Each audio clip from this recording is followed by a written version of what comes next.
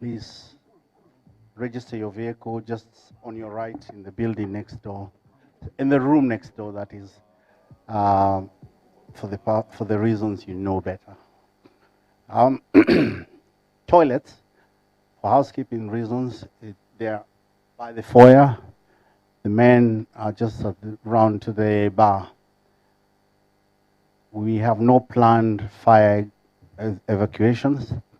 I'm just waiting for 1 or 2 people to come in, Janet, and we can kick off. Meanwhile, since wote ni wa Kenya, kama tunaweza simama tuimbe wimbo wa taifa tafadhali.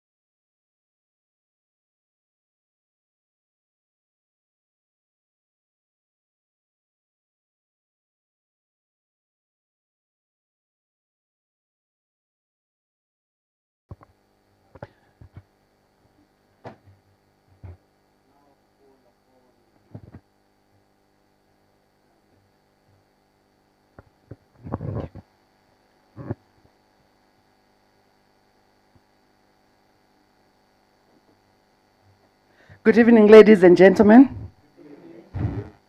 What a beautiful day. We are very much humbled and honored to be here. And I first want to thank you, all of you, for availing yourself in such a short notice. That says, our MP, Honorable Ndindi Nyoro, you are rocking in the United Kingdom.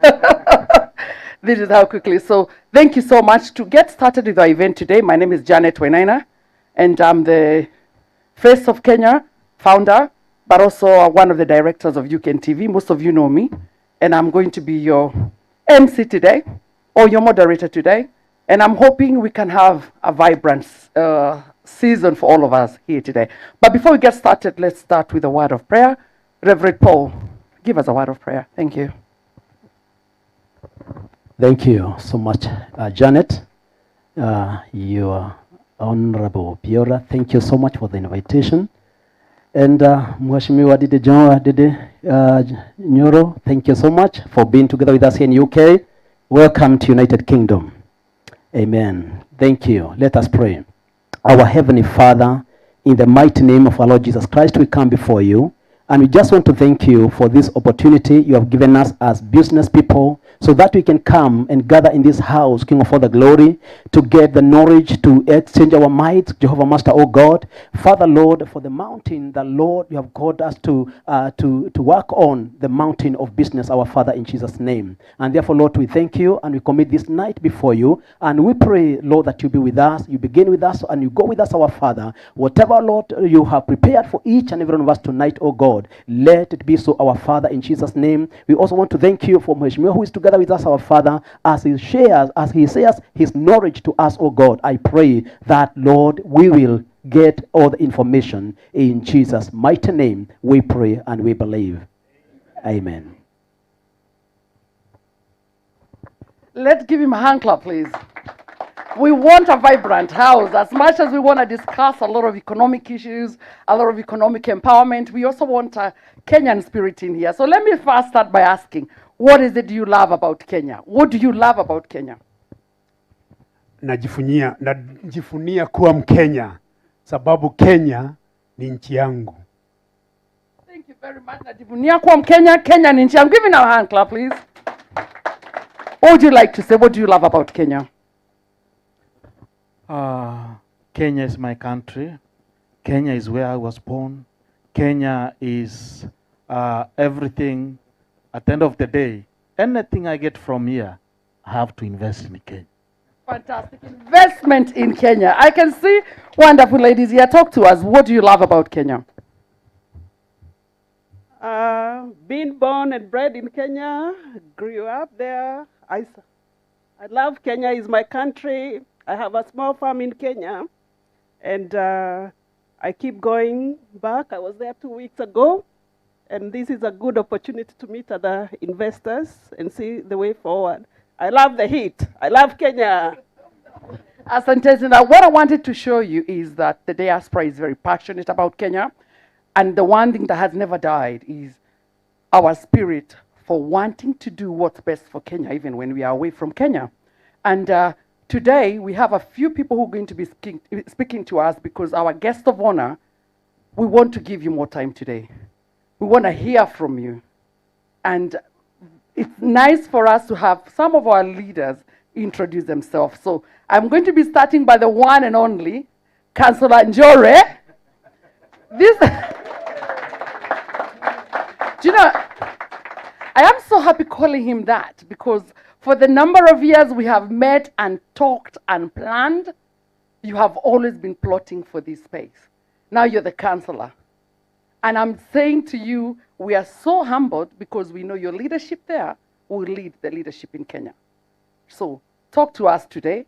You know the event today, what we are on about, economic empowerment, growing Kenya beautifully. With the leadership, of course, we can see, you know, we use the benchmark. The benchmark we are working with today is Kiharu. So tell us, how are you feeling today? And give us a little speech. Thank you very much. And I'm humbled to be here today as your councillor. Habari zenyu wa Kenya wenzangu, dignitaries that are here, and our very able guest of honor today, Honorable Ndindi Nyoro. It's a great honor to be sitting under your council today and on the same table with you today. Today I want to talk to you about skill and not finance remittance. As you heard, my name is Nyoro Kimani. I've been in this country now 24 years. And of those years, I've done quite a fair few things until I studied some political education in 2010, and I decided to venture into politics. I thought maybe I would do the politics in Kenya, but then I figured that the politics in Kenya was a bit of a rough ride, having not been there for over 10 years of my life. So I ventured out here, and like the Israelites in the wilderness, I stopped saying that I'm better off back where I came from, and I started focusing on the land where I was and where I was going. And that's what I want to talk about today. I invested in myself, knowing full well that I had been drained out of Kenya as part of the brain drain conversation. We talk about brain drain a lot. At the moment, we're saying that maybe about 4,000 doctors leave Kenya every year to go to the West. We're talking about 64% of health workers leaving the country to go and seek better pastures out there. But what I want to talk to you about today is that when you do leave Kenya, come here and invest in yourself, because you didn't leave to just come and give. You came to also build yourself. Learn to build yourself with a focus of what you can give back to your home country. It doesn't have to be you going back there in person, because some of us come here when we're young and we start families here. It's very challenging to just decide that I'm going to pick up my family and go back, because you don't really know where to start and you don't want to destabilize the children. So you choose to stay here for a long time, even with the hope that one day you're going to go back. And you end up living here for 40 years of your life, because your children go through education, they finish, they start working, they get married, they start families. Before you know it, the chances of going back, your hands are full, your mind is full, the opportunities that you found here, you've exploited, you've taken advantage, and this becomes home, while you're still saying, I will go back. But think about this for a moment.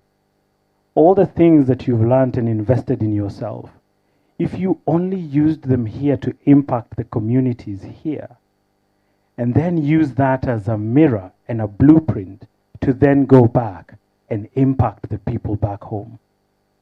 And I'll tell you where the trick is.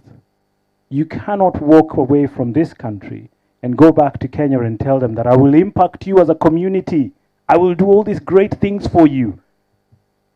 And yet where you've lived for 40 years, the only thing you've invested in is your house and your local neighborhood. And yet you want to go back and preach the gospel that I'm going to come here and I'm going to change all of you people in the community.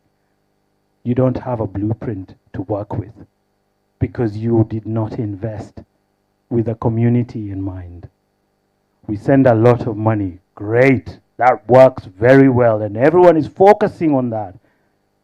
I started doing my business back in 2007, and I was selling little bits of airtime in the car parking lot. And then I brought M-Pesa to this country. By the way, for those who don't know, the first transaction that was ever done for M-Pesa in the UK here to send money to Kenya was done by me.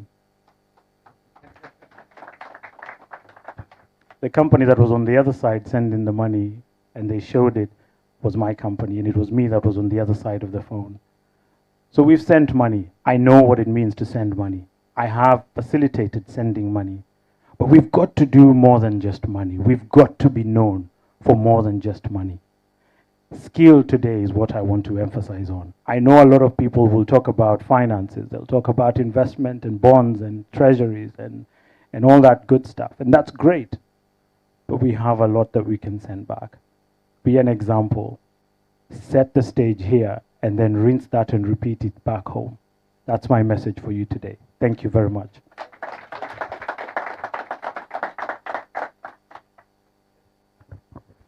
Thank you very much. That is Councillor Nyoro Kimani.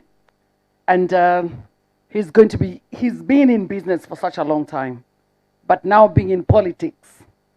In the United Kingdom, we want that to influence what we're doing in Kenya. And we're so blessed because it's not the only one. There are those ones who could not make it today.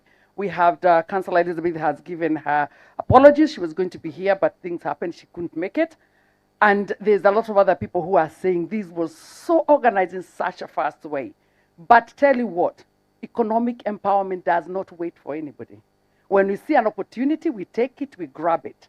Because having a brain like we're having here today, we're talking about economic empowerment in Kenya. And for the last few weeks, we've seen what's been happening on social media. Kiharu has really risen up because this January, there was a lot of students. There's a lot of parents that are celebrating because we can see they're not crying.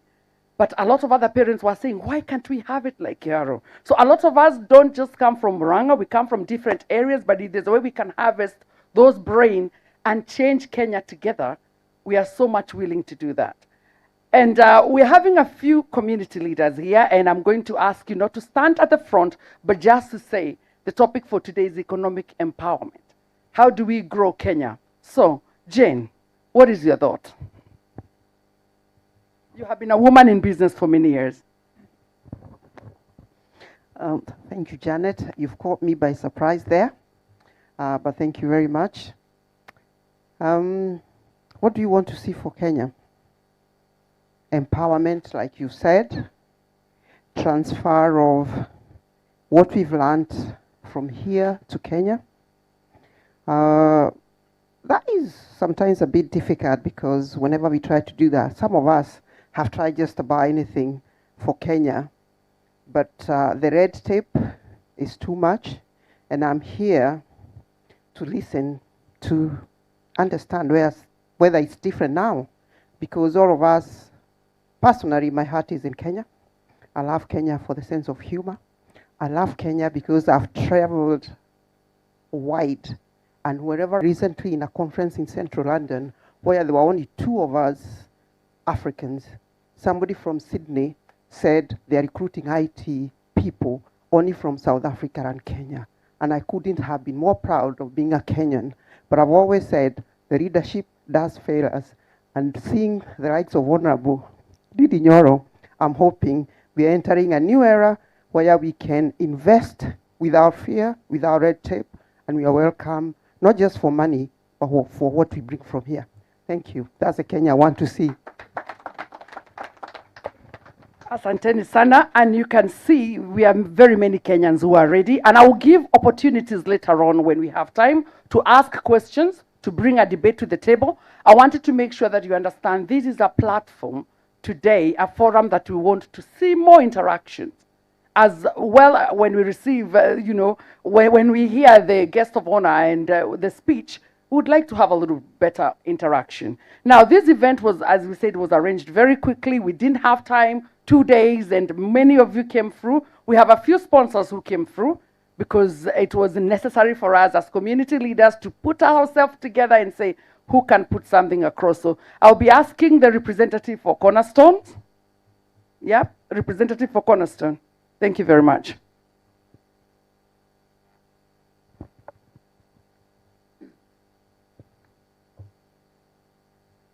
Thank you very much. Again, this was very sudden, but I hope with the few minutes I have, I can give you a broad overview of Cornerstone Investments. Cornerstone Investments is the latest, best thing that you've never heard of, because we have not yet launched. However, this is a very good platform to explain exactly what we are and what we hope to do. I'll be reading my notes off the phone, so forgive me if I'm not looking directly at you all the time. My name is Jogona.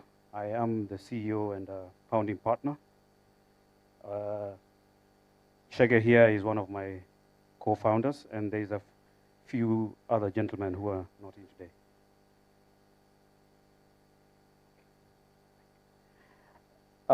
Cornerstone Movements, not investments, sorry. Cornerstone Movements was created with one clear purpose: to strengthen awareness and long-term security within the UK Kenyan diaspora community.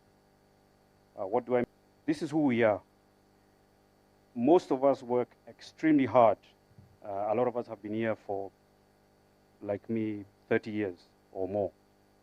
We've supported our families, we've built communities, we've built ourselves, we've invested, we've saved, we've bought plots, we've bought houses, and often, and especially lately, we're beginning to find that that sort of investment is not working for us. So what we've decided is to help with the saving, the investments, and look at what we often do without access to practical, culturally relevant financial education. And we've brought Cornerstone Investments to close that gap. What do I mean here? We are currently developing a series of financial literacy and empowerment programs designed specifically for the diaspora. These programs will be inclusive and multi-generational, from school-age children, young professionals, families, retirees, like I'm heading for retirement. So, for those who are with me. And this is because financial understanding should start early, not late. I was a banker for 20 years. I've been in business for another 20. And I can tell you that financial literacy does not necessarily come automatically just because I worked in finance. So we have developed a program that will educate, inform, and bridge that gap. Basically, it's about how money works. These are valuable parts, but they're not the only parts. Our mission is not to replace the traditional investments. We want individuals and families to understand alternative investment options, retirement planning approaches, risk awareness, diversification, and long-term wealth sustainability. How will we deliver the value? Cornerstone movements will collaborate with credible industry partners and professionals to provide educational workshops, community seminars, youth-focused financial awareness sessions, practical tools and guidance, not just theory. The emphasis is empowerment. Knowledge first, decisions second. We are not a bank. We're not here to sell products. We're here to educate, inform, and open perspectives. So, Cornerstone Investments is coming soon. We will be launching soon, and we invite you to follow our journey and be part of a movement focused on building stronger financial foundations for our community and for the next generation. Just to sum up, because I was reading that it might have looked a bit awkward. Cornerstone Movements will be a community-based venture. We're not selling anything. We're just going to bring people together, bring our vast business knowledge, many years, our experience, and if you remember, once upon a time, there's a Kenyan politician who said, experience is a collection of mistakes. So all the mistakes that we have made along the way will become very useful in this venture. So thank you very much. Just about. Give it up for Cornerstone Investment. And as you've heard, he's very intentional with the business he's putting on the table. Thank you very much. The next sponsor will be Diaspora Insurance.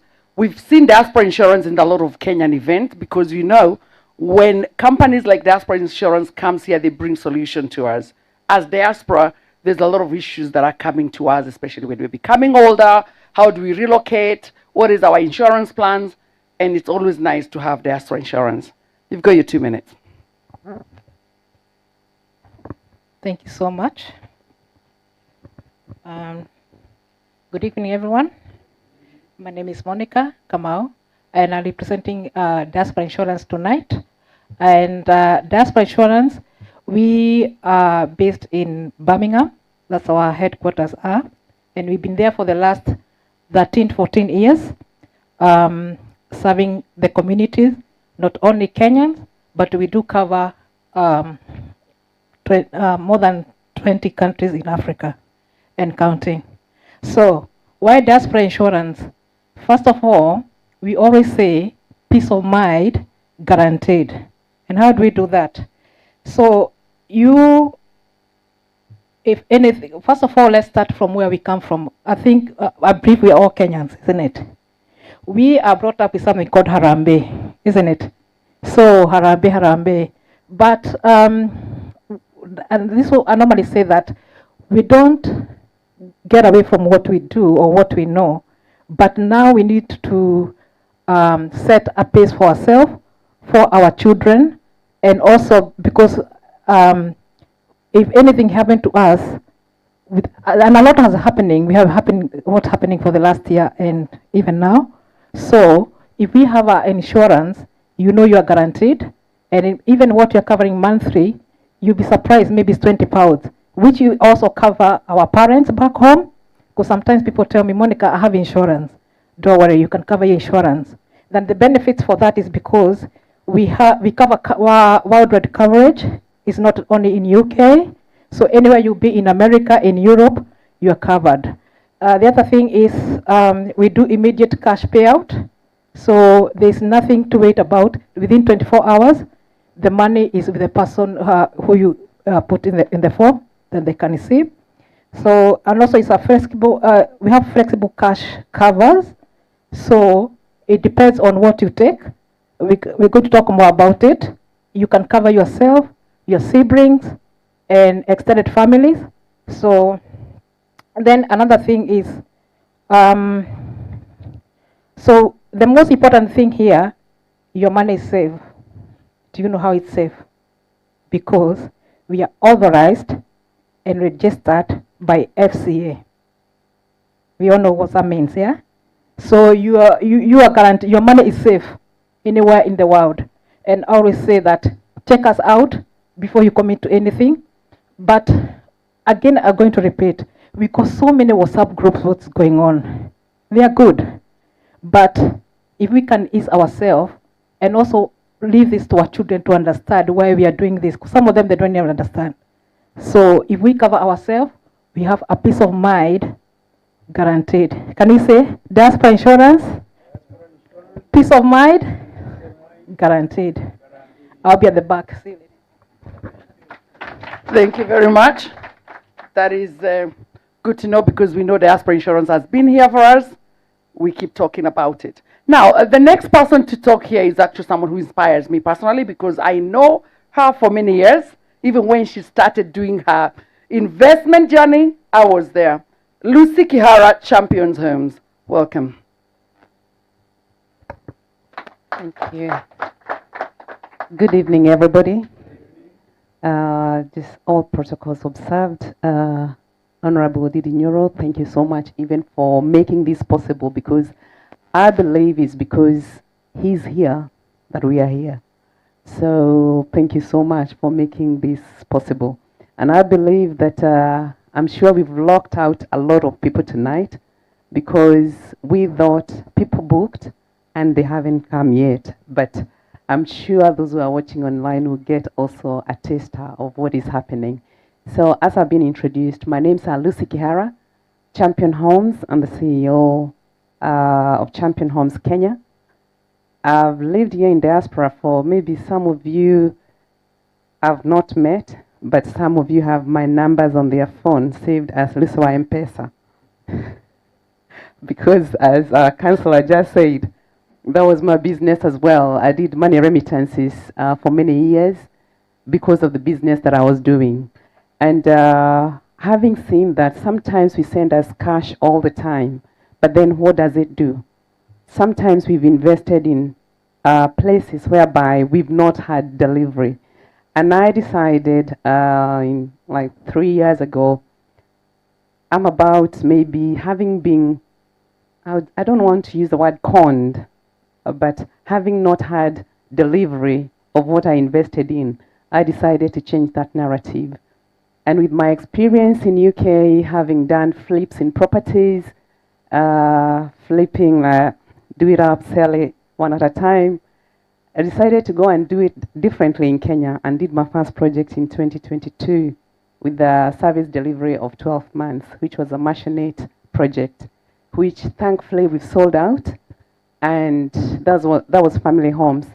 Due to the demand, we've gone back and launched 2 projects, which is Champion Homes, the Liberty by Champion Homes in Ongatarunga in Rimpa, and the Vantage by Champion Homes in Lower Kabete. So those 2 projects, we sold a finished product with our first project. The second project as well, we're doing a finished product. So not an off plan. We want to finish, and when you come in, we just give you your key and you move in. Out of that, we've had people who have said, I can't afford to pay it right now as a full product. I want to pay gradual. And that is why we have our flagship project, The Vantage, which is in Lower Kabete, on Lower Kabete Road. I think most of you who have been to Kenya recently have seen the roads that we have. And we are only 14 minutes from Sarit Center, if you use the Lower Kabete Road. Some of you who are here, I can see quite a few people who have visited, who have been on our project. We are probably about 40% done on that project. And what I want to say is that we've not used the investors' money to do so, but we've used our capital, because we want to deliver. We want to make sure that when you've invested, your money is in an escrow account, and we'll have that money released to us when you have your key ready. We aim to finish in end of June, so by 1st of July, when you're going for your summer holiday, you should have a home. Most of us have lived in Airbnbs, but we are enriching others. I know we can't all be landlords, but you know what? You've lived in diaspora for too long to still go home and become a tenant. And I don't say that because it's something I want to push you out of your comfort zone, but yes, I do. I want you to get out of your comfort zone. To say that you just want to go and live somewhere like Runda for a night or two, and then come back here and live in your council flat, that's not right. I'm an advocate of home ownership, and I know that we cannot live in diaspora and still remain the same, or go back there and still be nowhere. Again, I'm one advocate of saying we don't want to build those big mansions that you are waiting to save your 100 million so that you can do your home. Let me tell you, with some little maths, you can build the 100 million home that the security guards and the caretakers will live in while you're here, and you don't enjoy it. Meanwhile, you can get maybe some 8 million apartments like the ones we have Vantage, take a few there, Kitsuru, get a few. And out of those, if you spend the same 100 million, you could have 10 apartments that will give you 2 million, and you go and live in a 500,000 home in Runda or Muthaiga. Make sense? So let's not make it that we want to build a big home when I save up. When I go back home, I'll live in it. But start with the first home as an investment. I'm a big advocate. It's home ownership, but let's make it work for us. And that is why Vantage at Champions is one of those places you need to invest in. I'm one of you, I've lived here for over 25 years, and having lived here, I know how hard it is for us to get our money. We've partnered with banks, and they can offer you mortgages. The circles, especially those which are in diaspora, has partnered with Stock Diaspora. We've partnered with a few in Kenya, and any high street bank. For a bank to partner with us, it means they can trust what we are doing, because they do not want to risk their money if we cannot deliver. So I say that the governments are, when they are given loans, they are governed by maybe 4 pillars. I could be wrong, Mheshimiwa, but if I'm wrong, you will correct me. And they are governed by good governance, accountability, transparency, anti-corruption, or integrity. And we work by that in Champion Homes. And that is why when you invest in us, you know that we'll be transparent, we'll be accountable, and we'll deliver to what we have said. So see me after this. I'm Lucy Kihara. Check me out on social media. You can reach me out if you don't have my number. Or you can also check us at Champion Homes. And I live around here. I live in Romford.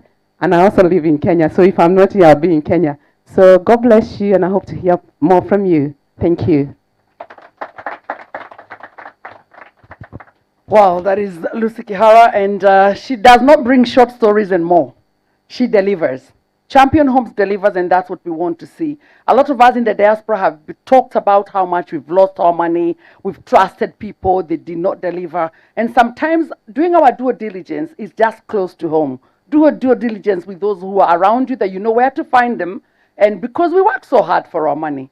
But like she said, we have to be homeowners. In the UK and back home, the climate can change wherever you are. As you can see, globally, the climate is changing. And we know that home is best. And that is in Kenya, and that is where our heart is. The next, I'm going to be calling Brick Security, Simon Morasha, for a short 2 minutes. Good evening, all. My name is, as you've heard, Simon Morasha. Mheshimiwa, good evening. I had written something, but because we've taken so much of our Mheshimiwa's time, I will be very brief. It is an honor to welcome you here today. What is not a political gathering, but a milestone of conversation, one rooted in reflection, responsibility, and the future of our beloved Kenya. Many of us here have walked the diaspora journey since the mid-1990s. A long way, we have been fortunate to encounter leadership across eras. Daniel Arap Moi, Mwai Kibaki, Uhuru Kenyatta, and now under the leadership of William Ruto. These transitions have shaped us, not only in Kenya, but also we here in the diaspora understand the governance and institutions and national, of our national destiny. Tonight, we are honored to host a leader who represents a generational bridge, someone who is grounded in policy, economics, and long-term thinking, Honorable Ndindi Nyoro, member of the Parliament of Parliament in Keharo. Honorable Ndindi Nyoro reflects a preparation and purpose, trained in economics and finance, recognized in the work in public finance and economic planning.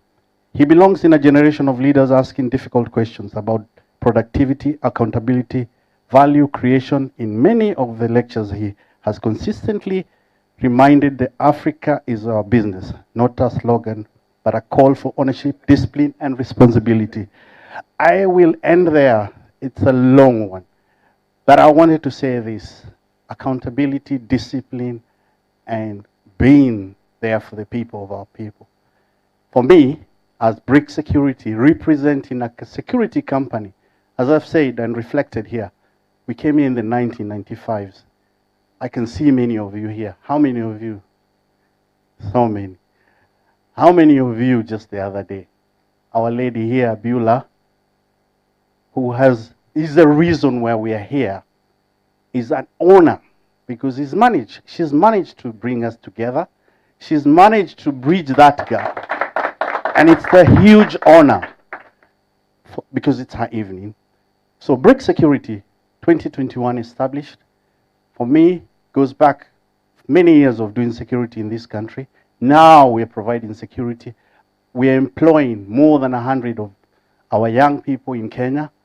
We are also doing other things. We have the Shams Camp, which I talk about a lot, a new concept from the ground where it is due to this country, where we borrow the ideas and we take them back. That is what I'm here about. For those of you who have, I think Lucy mentioned, some of our guards are staying in your homes. Why don't you give me a reason for you to come and talk to me, because I'll be here when you have an issue with your property. When you have challenges with your property, you can come to me. Your face, on your face, build on transparency, accountability, and resilience. Thank you all. Have a very good evening. That is Simon Morashe. Now, before we call our guest of honors, and I would like to say we're in West London. And West London, we do have leaders, Kenyan leaders in West London. So if you're sitting down and you're a leader in West London, come say hello to our people. Unajijua, you're a leader in West London. Where are you? I think I can see one at the back sitting there. Isaac, come say hello because we're in your yard.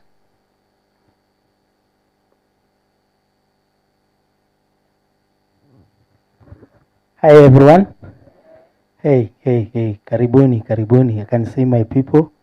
In this region, we call it Heathrow area. And we are many, Windsor, pastor, that's our pastor, from Slough, and different people from different areas. I would say, karibu. Thank you, Mulashia. Good presentation. Lucy, my friend.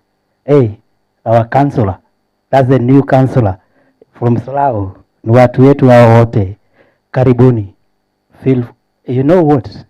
We have been saying this area because this is where everyone came from. Heathrow. This is where now we're gonna be hub of every event that you want. So thank you very much, Janet. It's a very good day, but I would like to say thank you and feel home. Asante sana. Are you gonna say something, or anyone from my area? Is another leader from my area. Shilo. Is a business lady. Let her welcome people. Thank you. Karibu. Thank you, Isaac, and good evening, everyone. Like Isaac said, I'm also a community leader in the Slough Berkshire area. I work alongside Isaac and other team members In fact, the guy right here, our new councillor, is also a community leader with me, Isaac, and a few others. Mr. Honorable Nyoro, you're very much welcomed to Slough next time. In fact, me and Simon, we were organizing for you to be in Slough until Beulah actually took over. So, karibu tu sana sana. And it's a pleasure to be here with you this evening. Karibuni. Thank you very much. And the treasurer, say hello. Good evening, everyone. My name is James Gakuo. I've lived in West London since Morashia time. So we've been here long enough. And I want to introduce to you a new group that is coming up. In the whole of West London, we've never had a Kenyan community group coming together to celebrate our culture and our lives. So we are going to very soon to invite you to come, and we are going to have a Kenya community in West London coming together to celebrate ourselves. So give us a clap offering, because we have taken a lot of energy, a lot of time, a lot of consultation to come up with that. So we are the original West London.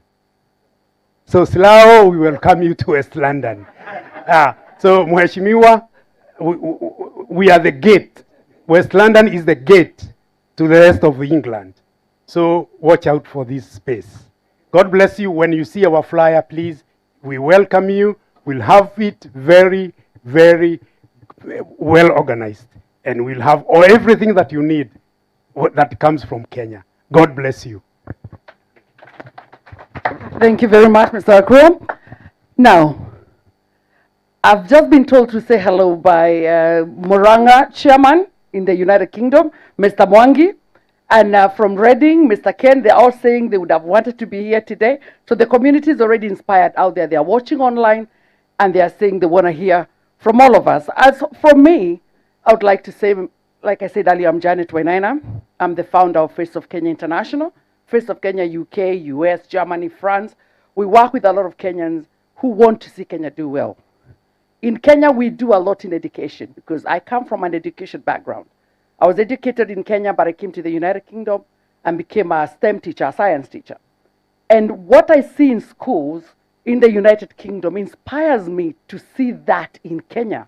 So when I've been watching what you're doing in Kenya, I was saying, hiya, it can actually happen. Do you agree with me? It just requires a mindset that says, my people comes first. And the leadership I see from you is not words of mouth. I see action. Actions are the ground. And for us in the diaspora, that's the kind of leadership we want to see. So we are not here on a political forum. We are here on an economic forum. But it's good to talk about what we've seen that made us leave our homes, which is ours from here, to come and have this audience with you. So as somebody who has been in the community for so many years, I've done broadcasting in the United Kingdom for so many years, we've inspired so many people. Let us just say we need to start changing the mindset of ourselves and what we are consuming from Kenya, so as we can be able to change the mindset of our people. Education has what brought most of us here in the United Kingdom. Education is what brought our great-grandfathers or our fathers, people who've done well in Kenya over years. It's because of education. So we do really admire the fact that you've taken that route to bring Kiharu, and we are hoping that we've seen in Kenya you're even being called other places to actually go. So Mheshimiwa, well done for that. And then you've done a lot about policy making in Kenya. And we look at what debates you've been putting out there on policy making. And we are saying we want leaders who are informing us in the diaspora, but more so who are informing their constituents about what is needed. Because we've seen leaders who never turn up in their constituents until, like now, they are running around because it's 1 year to the elections. But being part of your constituent or being an MP there means you're seen there. And even as in the diaspora is the same thing. When you say you want to go and vie in Kenya to be a leader, be available, be intentional, and that is why we are loving this forum today. And I want to thank you, Beulah, Gen Z. Gen Z can do when they want to do. Sindio. Bila doesn't keep quiet when things are going wrong. She's one who says, Janet, I'm going to be at the forefront and I'm going to be speaking. And she speaks. She's the founder of Bila Muthoni Foundation. So even though she's in the United Kingdom, empowering herself, educating herself, she has her heart for Muranga. She's going to be one of us in the future talking about women rep in Muranga. We are praying that happens very soon. Give it up for her.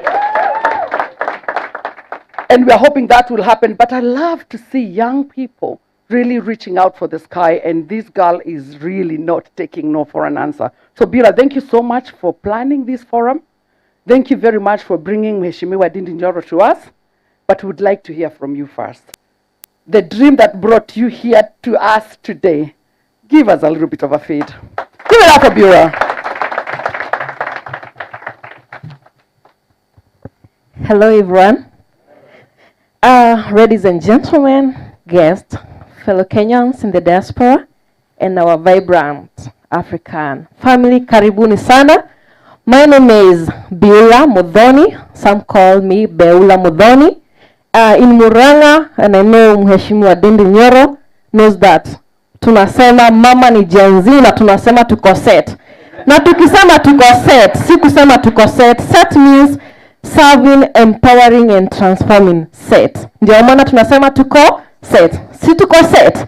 2027 huko Muranga County nasimama ama nawania kiti cha women representative. So I will have his blessings as well, and I'm watching your votes. I'm the founder of Beula Muthoni Foundation. This one I know everyone has it, so you can read about it. And I'm a proud daughter of Muranga County and now calling UK home at the moment. And a girl on a mission to serve as the woman representative of Muranga County in the year 2027, if God will help us. I stand before you with a heart full of gratitude to God Almighty. Today, we gather not just as individuals, but as a covenant community united by faith, vision, and the spirit of Africa. First of all, I want to welcome the guest of honor, Honorable Ndindi Nyoro, economist, extraordinary, and the best member, the best performing member of Parliament, and now he is serving his second term representing Kiharu constituency in Muranga County with unmatched dedication. Honorable Ndindi Nyoro, your tireless efforts in championing economic policies that lift our people from poverty to prosperity are true servant of leadership.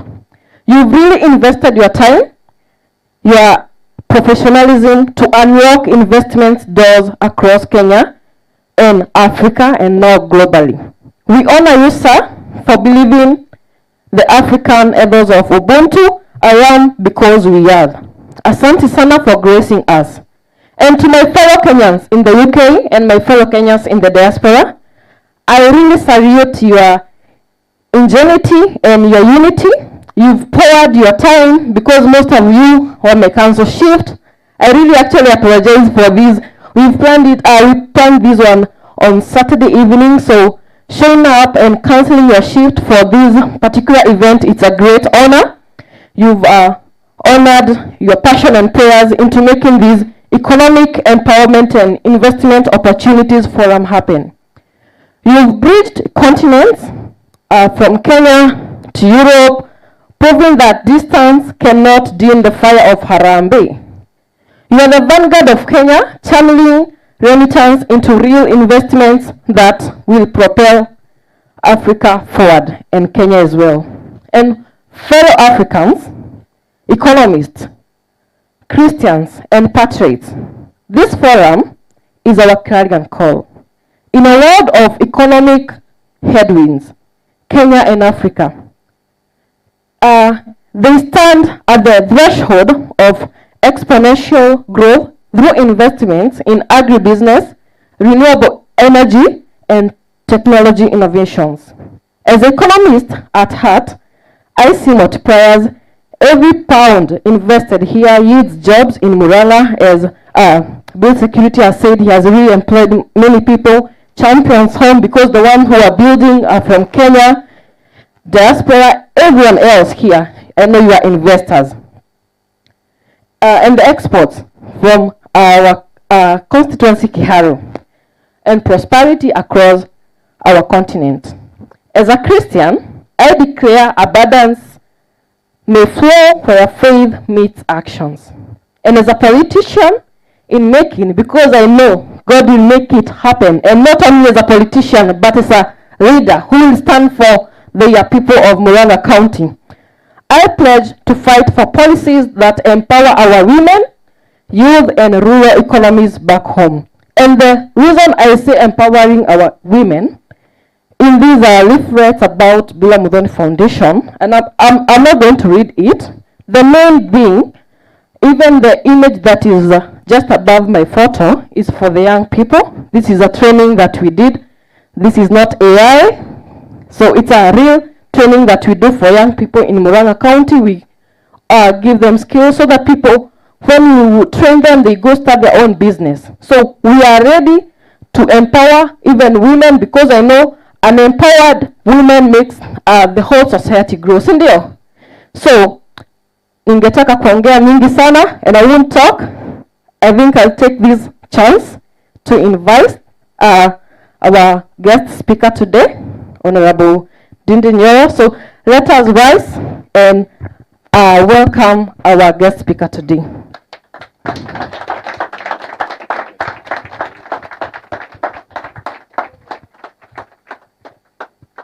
Thank you very much. Vera, thank you very much. Asante sana. We may sit kindly.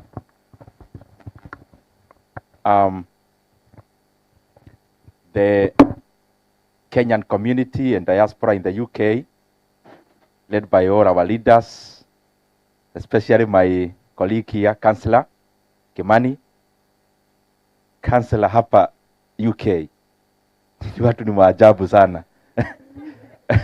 Madam Janet, of course Muthoni, our pastor, and all the other leaders, including the sponsors. Good evening. Habari zenu? Buyamuri. Buyamuri naende. Muriega. Muriega fiyo. Nimeona Wakenya ni wengi hapa, and that is there any other salam that I should say? Africa is our business. Thank you very much. I have seen the face of Kenya is here. That is why I decided to pick up two to represent all the others. I first of all want to really be grateful and thank you very much for inviting me to this event. I was coming here because I was following up some issues about some program I'm doing at the London School of Economics. And Bura was told by one of the people who saw me, I think at Heathrow here airport, or Nairobi, that I'm headed here. And she got in touch, and I really want to thank you, Bura, for organizing this in actually only 2 days. There was no other day that there was a mention about this event before Saturday. And therefore, this is very phenomenal, seeing the hall is already full with Kenyans and Africans and also citizens of the UK coming so that we can interact and learn from each other. I came here with a friend of mine called Wamwere. Wamwere, tafadhali amka. Wamwere is a teacher here, but he was my classmate in KU. So, na wanasema akili ni nywele. You can see he has enough. Lakini Bura kuna kitu hakunichanua. That I am coming here and I should have bought a suit. At least to appear like a serious person. But I'm happy that we are serious already. So I am very glad to be here. And as Janet put it, this is not a lecture. I give my opinions, considered ones, and then I'll take some time to also interact in terms of questions, because this kind of talk should be output-based. And output-based is a person who came here, I am sure never came here for entertainment. And that is why an open forum at the end is important, so that we can interact and sharpen each other, because the reason I'm holding the mic doesn't mean that I know everything. It means that we all came to learn.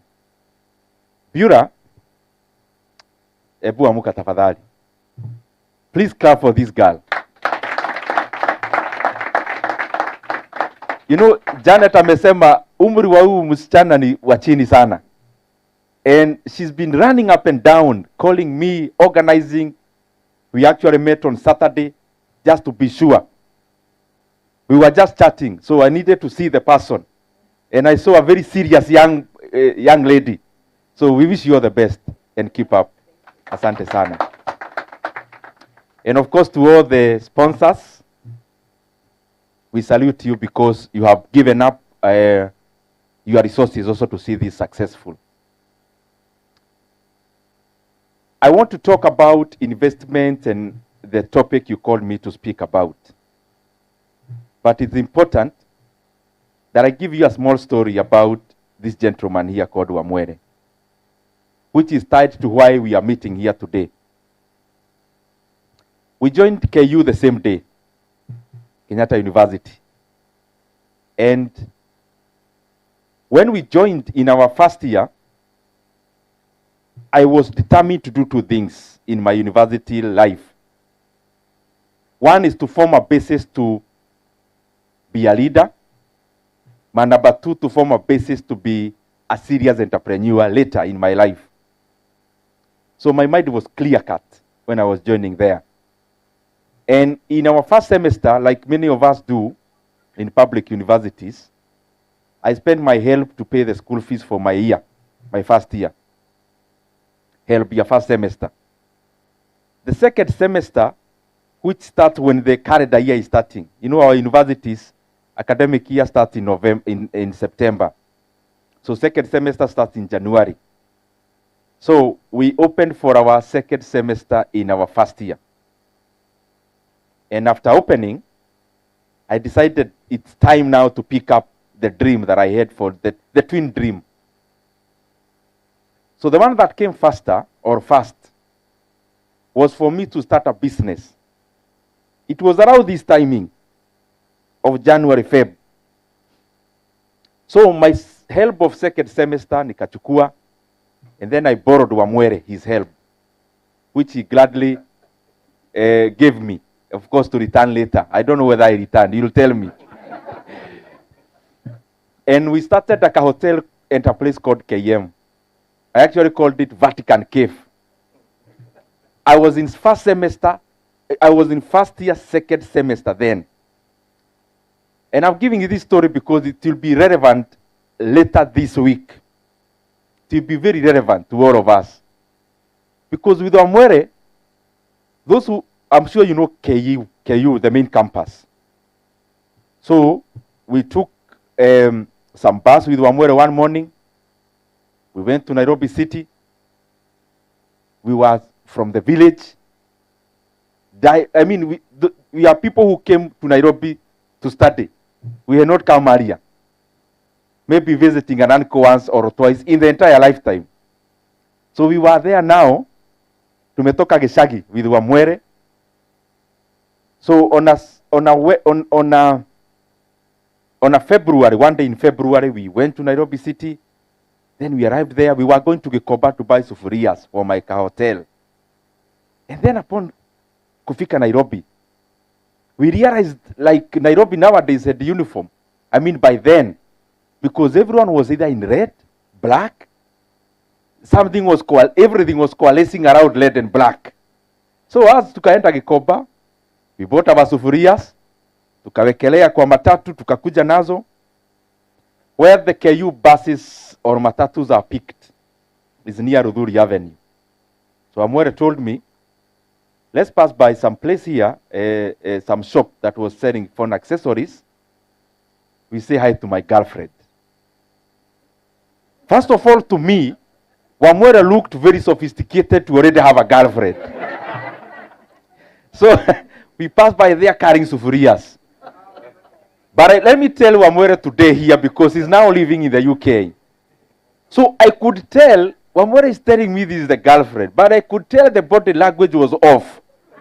Because the lady was looking at us, but she was still busy in the kiosk. So we were carrying sufurias. So Wamwere was saying something, the lady replied very dismissively. So we went and took our buses back to KU. Later on, after a few weeks, as it should be, Wamwere was dumped. We later came to realize this day that Nairobi was full of red was actually Valentine's Day. We came to realize later. So Wamwere's girlfriend in quotes then was wondering. So this fellow tells me he's taking education in KU. And this other fellow is taking economics. So the lady was wondering, which is this economics that people learn through sufurias? And Wamwere from there, maneno yake ikaharibika. So we connected because he's been here in the UK for, I think this is the second or third year as a teacher. And the kind of talk we have had with Wamwere here is a talk I would really want one day we have a forum for the Kenyans who are watching us online to also learn from us who are living here in the UK. And I'll say it plainly because I know there are many watching us. That opportunities currently, the world is a global village. We are too interconnected to have functions and to lock ourselves in some geographical areas. The kind of salary Wamwere is getting here, even when I know, yes, the cost of living is also high, doing exactly what you'll be doing in Kenya as a teacher, Wamwere's salary can employ teachers in an entire school in Kenya. So what I mean is that these kind of opportunities that we have in such a place, I wish that even one day we can have a session where you give to Kenyans watching us online, because we need people to be exposed to even the knowledge itself. Knowing that, yes, we love Kenya, but the world as it is now, there are people working in Kenya, offering services in Kenya from other areas, but there are also Kenyans offering services who are still based in Kenya, but there are also Kenyans who can offer their services by also being in any other part of the globe, because you don't cease to be a Kenyan just because you are working elsewhere. So, Wamwere, forgive me for for the misery that begot you that time. I hope you also learned one or two things. Now, in my safari here, I told you I came here because of LSE. Because back in Kenya, I've had an opportunity to do some 2 masters in the recent past around economics. I also took up a course at the London School of Economics, because I have been in a journey of also sharpening myself as a leader.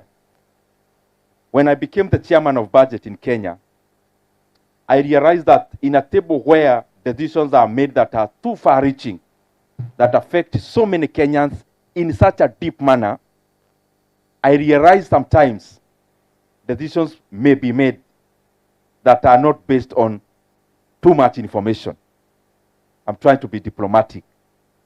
And I realized it is our obligation as leaders to also look for as much knowledge as possible, because the decisions we make on the tables that we sit affect millions of people. And that is the reason why I actually went back, took 2 masters.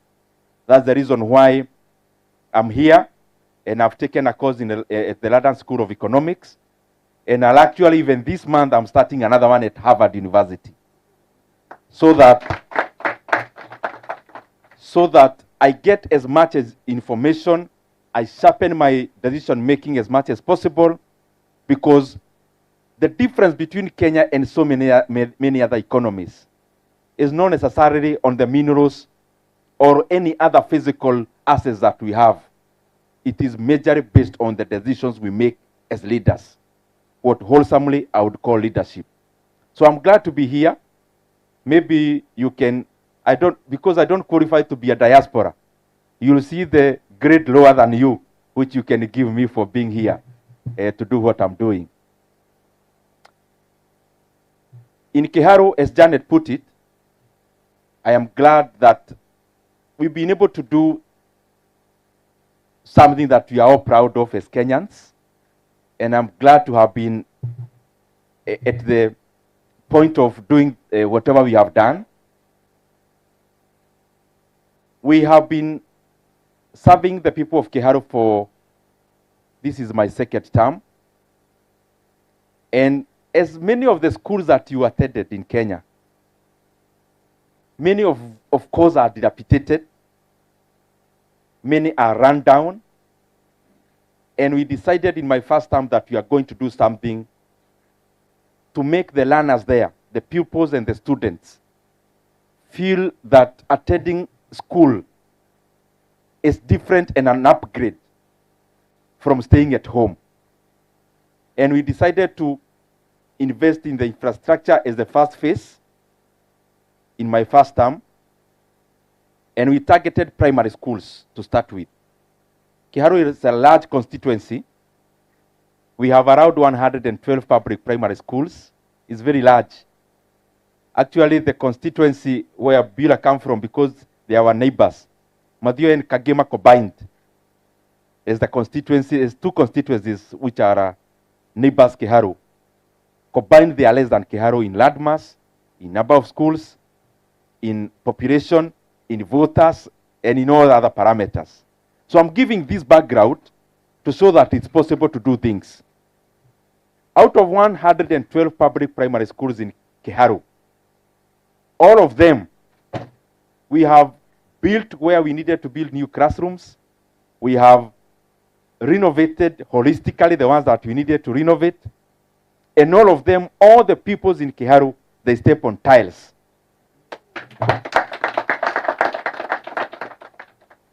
And we started another program in January called Kiharu Masomo Bora. It's covering all day school learners in Kenya, in Kiharu, which the number is around 12,000 learners. And of all the students who attend any day school in Kiharu, all the 65 of them, including 7 we have started from scratch, all of them, they only pay 500 shillings a term. That is 3 pounds per term. Per term. And they eat in school from Monday to Saturday. We included Saturday because some also go there to for remedial classes. This may not make too much sense here in the UK, but it's good that I say it, that we make them also enjoy a meal of chapati every last Friday of the month.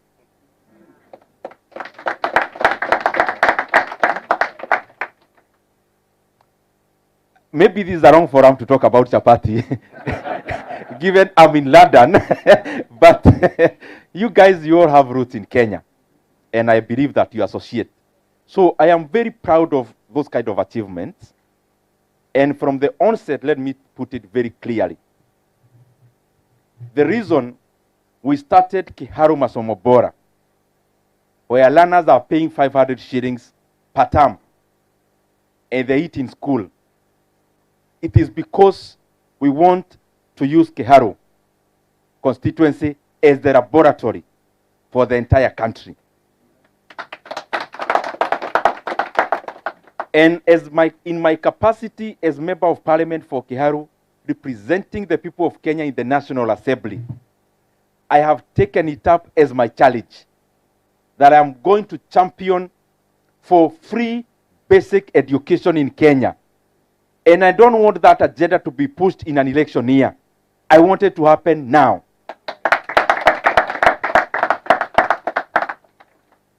And I've been saying, and I want to repeat, I don't even want to throw this ball to anyone, leaders who are in higher positions than myself.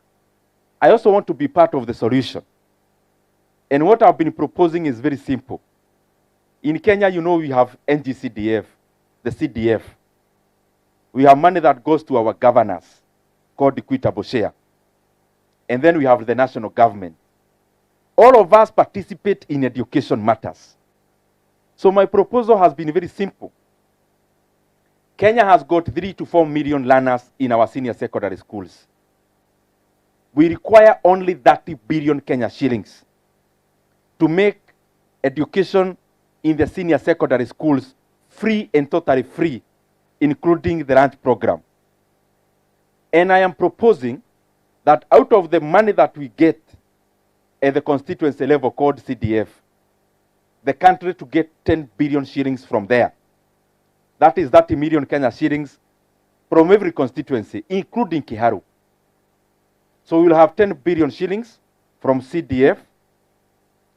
We also talk to our governors to also give up 10 billion shillings. And I'm already talking to them from the equitable share. And then the national government, out of the 4.2 trillion Kenya shillings budget, to also get 10 billion Kenya shillings. And then we form a kitty we may call Kenya Day Secondary Schools kitty.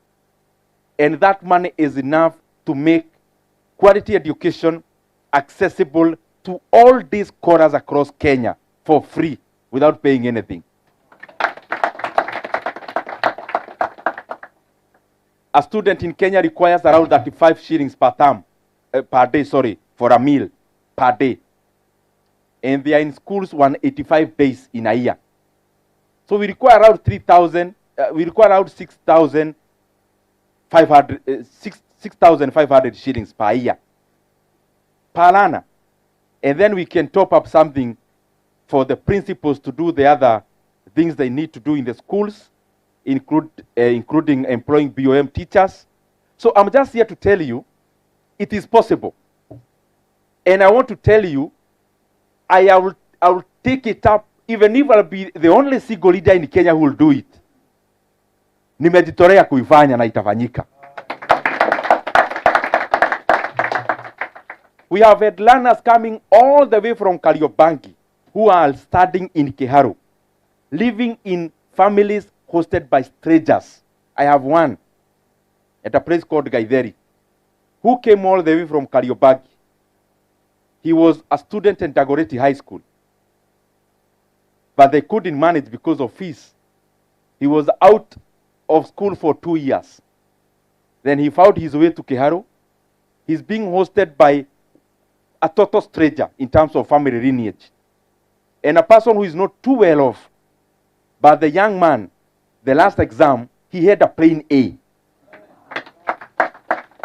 So how many more Kenyan young people are losing out and they are being locked out of our education system just because we cannot do such a thing? I believe there are many. And that is why I am just repeating, I don't want this agenda to be an election year agenda. The Kenyan budget is made in June. I want that issue to be done by that June, if not earlier, so that every Kenyan can get an opportunity to be a better workforce and to be a better provider of human capital. Now, I wrote a few things and points that I want to share with ourselves here. And I need to thank you as Kenyans in the UK, because maybe nobody has gotten an opportunity to tell you this, but I need to tell you. But the UK now is the #2 remittance. Remittances from the UK are now #2 in Kenya as we talk. From the US, it is now you. All the others are now lower. There is a time a Gulf country almost was overtaking the UK, but of course you have roared back. And for me, when I talk about remittances in the UK, of course #1 is the US. I also see about the quality of remittances. and we are talking this in all good faith. Kenyans like yourselves, Kenyans like the ones back at home, it is our obligation as leaders to make sure that when Kenyans come out to work in countries like the UK, the way you are doing, they do not come here to work at the lowest cadre of the opportunities. You know, for example, the Kenyans in the Gulf. When somebody tells you they work in Gulf, any country, what comes to your mind? Exactly. And I believe Kenyans are more than that. We are definitely more than that. We can do like what all of us here are doing. And that is why you see even remittance per capita, per person, the UK, the US and the UK is #1 per capita, per person. Because the quality of money you make here is definitely better and more. The kind of jobs you do here, on average, I mean, we are not all equal even here, is much better on average than in many other areas. And therefore you need to be commended. But I also want to highlight that one thing that happened to me, and I became a very proud Kenyan while still around here. So I got some guy from Barbados in the black taxis. And we were there in the taxi. He was not talking. As usual, you see how they, you know how they do their business and their work. But upon arriving to the place we were going, the guy, and we were just having a usual chat even at the back of the taxi. The guy asked, "You guys, are you Kenyan?" Then I actually thought maybe this guy is from Nairobi. Then we told him, "Yes, we are from Kenya." "How did you know?" Do you know what he told us? He responded that, "You guys are so cool. I knew you are Kenyan." And please clap for yourselves, it's not me. Because that is the kind of name you have given our country even out here. Imagine we are not even talking in Swahili. We were speaking in the language that you use here. But the guy could recognize that out of the 50-something countries from Africa, that where you get cool Africans, it is from the capital of Africa called Kenya. And you guys have put Kenya in that kind of dispensation and map. I want to talk about two things which brought me here so that we can also interact. One is business, and the other one is investments. And those are the topics that when I'm not doing the public policy I'm doing, and being a public servant, I enjoy the kind of topic you gave me. Because I believe also it is a way of moving our country and our continent closer to the kind of country we have here in the UK. Business and investments. There are many other names you can give them. Entrepreneurship is some form of it, but I'll categorize them broadly into two. That is in terms of business, but also in terms of investments. And we spend much more time on the investment side. When we talk about business and we are talking generally about the economy, there are things I am sure you do, but I'm just reminding all of us to keep on doing. Because many times when we do things without foresight, we end up using a lot of, or doing so much hard work for so little return.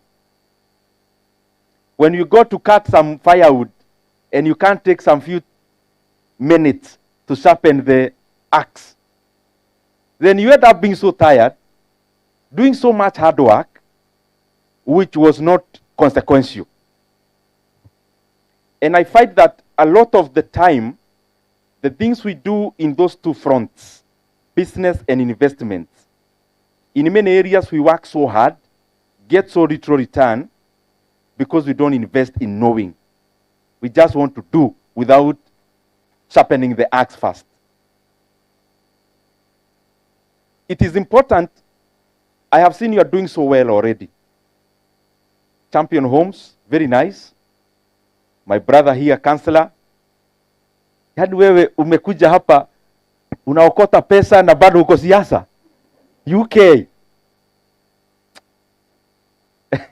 Sante sana. This is very commendable and phenomenal.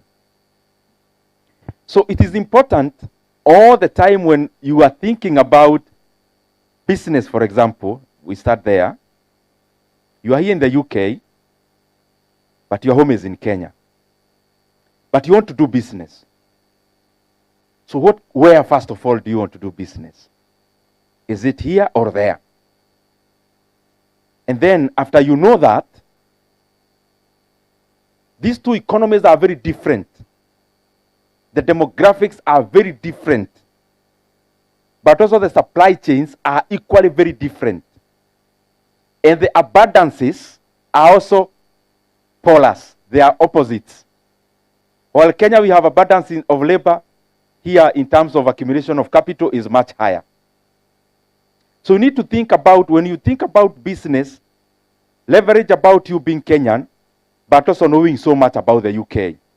So that you decide, whatever business you do, whether it's here or there, what makes the best use of you. But more importantly, and it's something I keep on doing myself, understand the world. Understanding the world doesn't take you too long. Many times I find when we are watching football for 2 hours, the same enthusiasm we watch football and those who watch movies and the rest.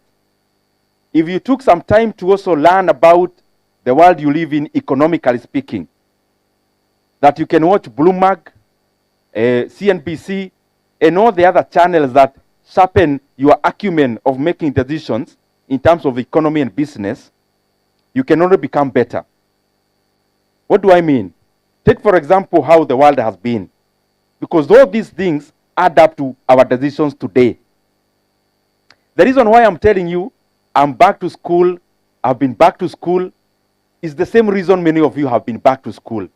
Why do you go back to school? And especially when it's not about the pay rise. It is also to know more, to be more efficient, to make your decisions more yielding. Are we together? And I've come to understand that it's important for me to also understand how the economy of the world has been. Now we are here in the UK, very organized country, very organized city here in London, very organized. But you can tell it is a fading power.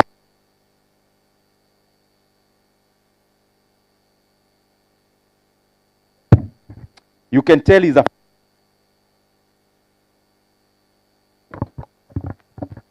is a fading power. And this, it's not about the UK, it's about how the world has been. So that it helps you in making decisions. Many years back, like 250 years back, or 300, Netherlands was the superpower of the world. Can you even believe that? It was the superpower, including their currency was the global reserve currency. After some years, the United Kingdom, where we are, became the superpower of the world. Of course, after the UK, the US took over. And I'm talking about superpower in terms of growth of GDP, the wealth of the people, technology, and all those things combined, including being the owner of the reserve currency at that particular time. Now you can already tell we are now headed towards Asia. We are moving towards China in terms of the versatility of the economies, whether we like it or not. It's not a matter of I like this or this. It's about how the sequence of the economy is shaping up. That helps everyone when you are making a decision to know the kind of business you need to do anywhere else. Why? Netherlands is there, bequeathed to the UK where we are. Again, the US took over. Now, we can tell there is a tussle between the US and China even their GDP in terms of size, the per capita one, the US is very much ahead. But in terms of the aggregate, you can see China is coming closer all the time because their growth in terms of GDP is much higher than the US. So the gap keeps on bridging. Because when number 2 is growing faster than number 1, you are reducing the gap. How does that, why am I giving all these manenos here? It helps you to know where the economy is at a particular time. An economy that is already grown like here, like the US, even the leaders, when we are elected to do different things.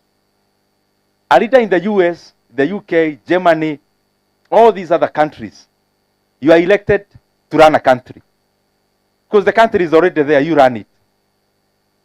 But when you are elected as a leader in a country like Kenya, many parts of Asia, the entire of Africa, you are elected to build a country. And there's a difference between building a country and running one. In Germany, it's about maintaining the infrastructure that you already have. In Kenya, it's about building critical infrastructure that is lacking. So your decision making must be very different. But also that carries along all of us as business people. And I'm also talking about it as an entrepreneur. When you are living in a country like here, the UK, the US, the UK, and also the other countries that have already advanced so much, the opportunities in those countries are very different from the opportunities in Indonesia, in Thailand, in those other countries in Asia, but they are also very different from the opportunities we have in Kenya and Africa. As I've put it earlier, you guys, this country now, when the mayor is elected, he does not call you into barazas the way you do in Kenya. Nitaweka lami pale, mtakunywa maji. You'd think this guy is out of his mind, is it? Because he's elected to basically make sure that is done and that is working. But in Kenya, it becomes a political promise that you are going to build roads and you are going to supply water in terms of piped water. So that's not the point. The point is that all the economies of the world, how they have grown, you adopt labor-intensive industries. You grow, and pollutive industries. After you've grown and exhausted all those opportunities, you upgrade to skill-based. After you upgrade to skill-based, you then upgrade to capital-based. After you exhaust now capital is abundant and etc., you now go to technology-driven economy.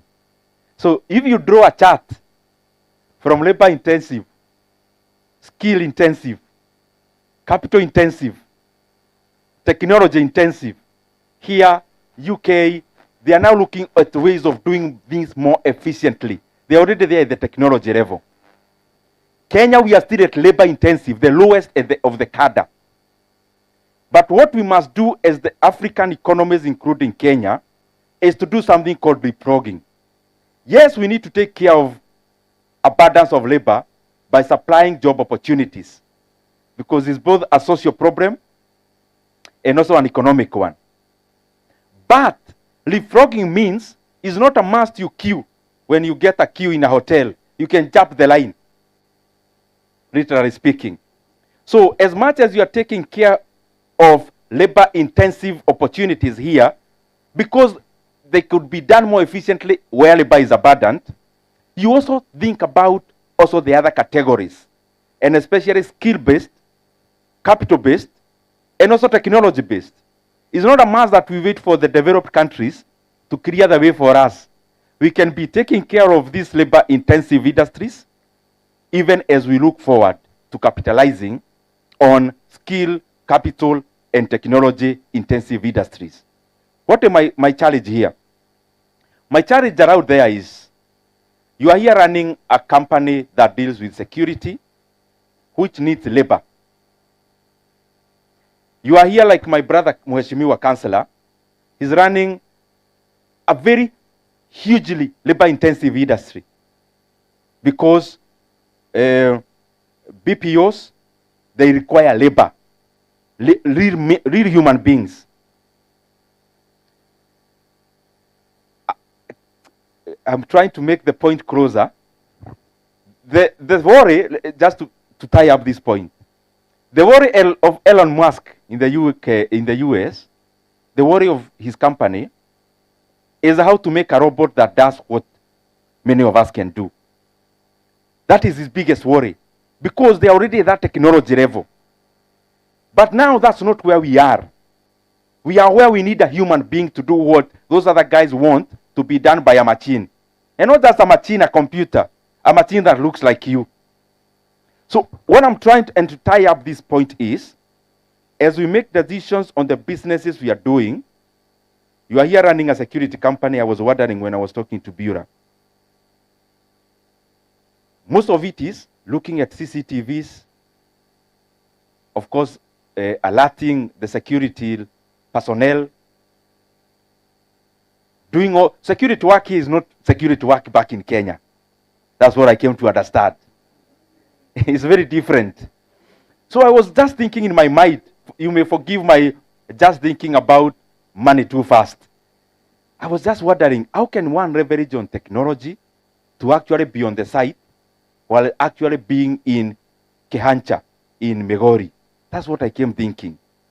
How can that security person be manning a site where they're actually in Nyando, back in Kenya, but they're actually here in the UK working? Anyway, I'm just trying to say, we have an economy that is labor abundant, where we come from. We have an economy that has money, where we are here, and that has got scarcity of labor. We must look for a way to amalgamate all those so that selfishly it works for our economy, Kenya. I say selfishly because I don't want an economy where Kenya is not left behind. That even as we make money in our individual capacities, our country is also making forward gains. We may talk more about business later. Let me jump to investments. And I talked about it globally because, as I said, I'm not in a hurry myself. Some of you may be in a hurry. I don't want us to interact later in terms of questions, opportunities back at home, etc. But I want to be more specific, more than broad, on the investment side. Hiyo ya kwanza nimewapea a lot of macroeconomics. I want now to come closer to things that are doable in terms of investments. So you are here in the UK making 300,000 shillings a month. A teacher here, I was told you can easily make 500,000 as a teacher here. So what comes to your mind then after that? How can this money work for me? I'm working so hard here, working long hours. And of course, I need much more money to sustain myself here. So even if I'm earning more, the costs are also higher than back at home. Investments. Investment to me is, I've already worked, I have money. How can this money become more? How can my 1 million become more than 1 million, which is the shortest route, which is safe? There is land. There is government boards. There is fixing money in the bank. There are SACCOs. There are so many areas that you keep hearing when you come back home. My work here is to open up ourselves that it's not just what we know. We can do more than we know. And I'll tell you why my passion is in one of the categories. And I do it. So I'm not passively teaching you something I don't do. When you make money here in the UK and you send back home, that is a remittance. Remittance how do we actually spend our remittance back at home? When you said money, what is it for? Most of our remittance is consumer-driven remittances. We say to our parents, our brothers, our cousins, consumer-based. Is there a way we can harness the same money we are making, the same amount, and now have a configuration of the mind from remittances to FDI in a smaller way? FDI, foreign direct investments. If you tabulate the last money you sent back home, this one went to pay what, this number 2 went to pay what, number 3. Most of the money we said is for people to consume. It is okay. But even when we are here, I think it will make more even economic advantage to all of us when we now start seeing the money we are making and sending back home from just supporting our kin and our family members into building opportunities for investment for ourselves, because that in the long run helps the economy even more. Now, when we are there now at FDI, in whichever small manner, FDI is not just about billions of dollars and pounds. Let's talk about FDI, the same money you said. So when you are sending back home for investing, and you are now based in the UK, you are talking about investing, your brother is in the US, is about investing. Do you, at any point in time, first of all, think about, you're already a global citizen. By virtue you live in London or the environs of London. You are from Kenya. You are in London. All those who are watching, they are in the US. So you are already a global citizen. And your decision making when it comes to investments must be of a global citizen. You can no longer afford to now make ignorant decisions. Ignorant decisions are the one we were told when we were leaving Sharks to come to Nairobi, before we actually now came to the UK.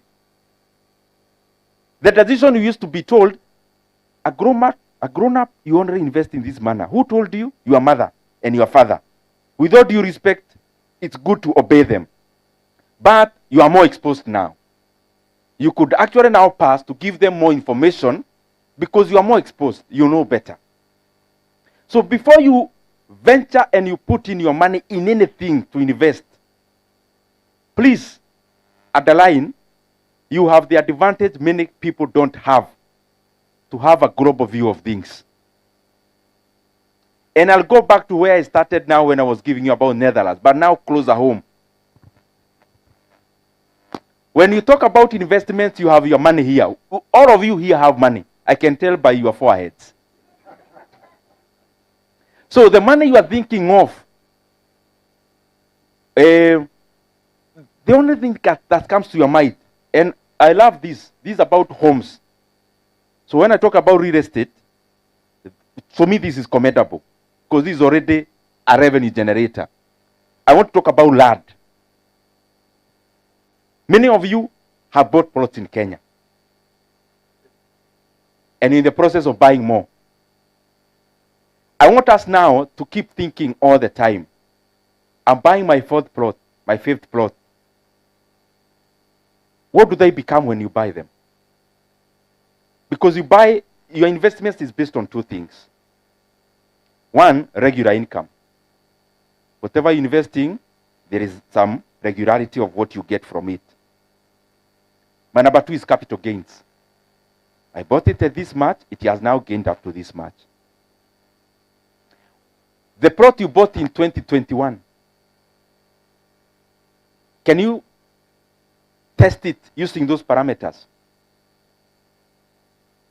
As an income earner, but as a capital gainer. Many of you already have answers. Yes. Land never loses. Okay. Maybe I agree. The one you bought now, because I'm going back to Kenya, send me to get somebody to buy. And then you tell me when you're going to sell it. So it is important we keep now thinking about more things. But that's not where I'm going. I wanted to start here up. Do we study to know, because anything you buy for investment is based on markets. Everything you buy. There is nothing you buy out of investment that is not in the market. When you buy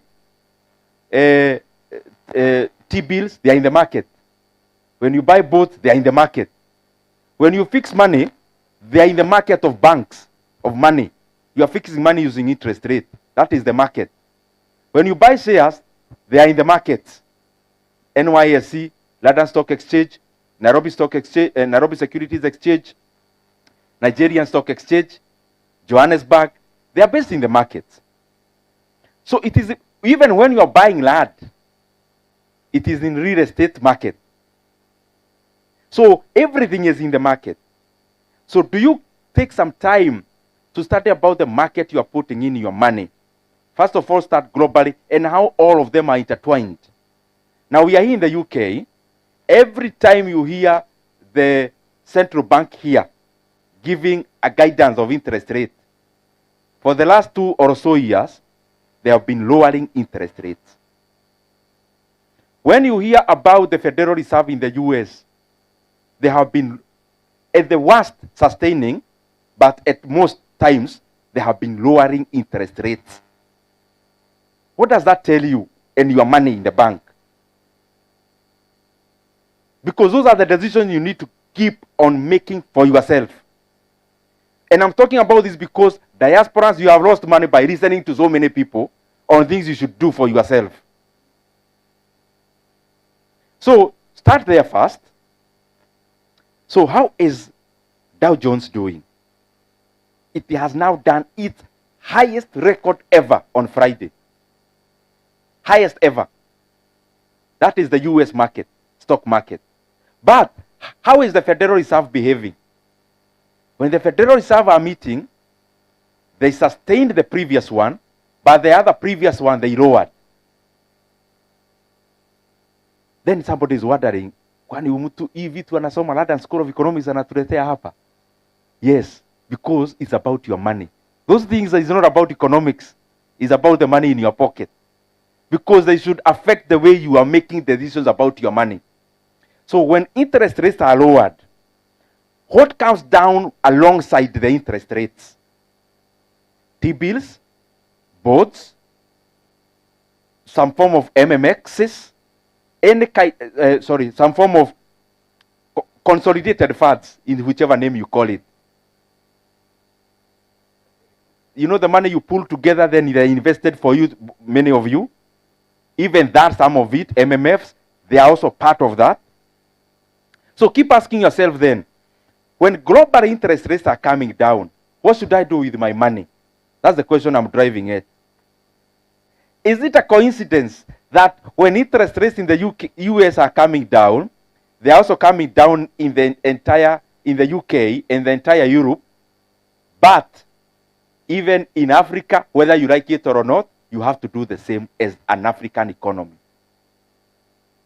Because, as I said, the decisions you're making as an economy are also intelligent. Intelligent meaning they are interrelated to other economies because you don't live in isolation. When the interest rates are hiked, let's say Tanzania puts up their interest rate at 10%, and Kenya interest rate is at 5%. What happens? A rational person moves their money to where the interest rates are higher. So an economy experiences something called a capital outflow. Now, that is affecting your money in many dynamics. Because it's not a coincidence when also Dow Jones interest rates are coming down in the US. On the other side, stock market is going up.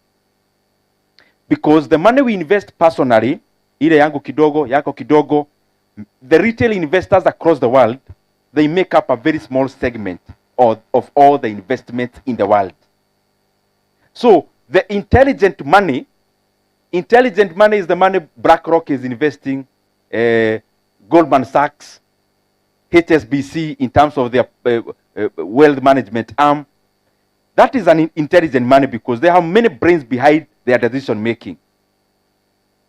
So, when the rates are coming down, they are shifting their money to other areas that have better yield. So, it becomes, by consequence, the stock market. So, that is, I want that to be the last jargons I am using now to come to the options themselves. So you said money back home for lad. At this particular time, you are seated here in 2026. It is the year of what? Because all investments have their own timing. Land has its own timing. Many of you made big money by buying land and selling times 10. Even me, I have done that in the past. So there is land here. There is a time you are sending money back home to buy infrastructure boards. You are earning 18%. So that's the second option. There is the third option here. You can build a flat. It is also a form of real estate. But then there is another category here called shares, stocks. And there is a last one called private equity. Those are the kind of things I would want you to keep on analyzing for yourself. Now, year 2026, when interest rates are coming down globally, I don't think it's a very good decision to then go where money there is no money. Where money is declining, you don't put money there. So you know what to do with that category. Real estate here, I mean land, not an income earner. This for me is not real estate.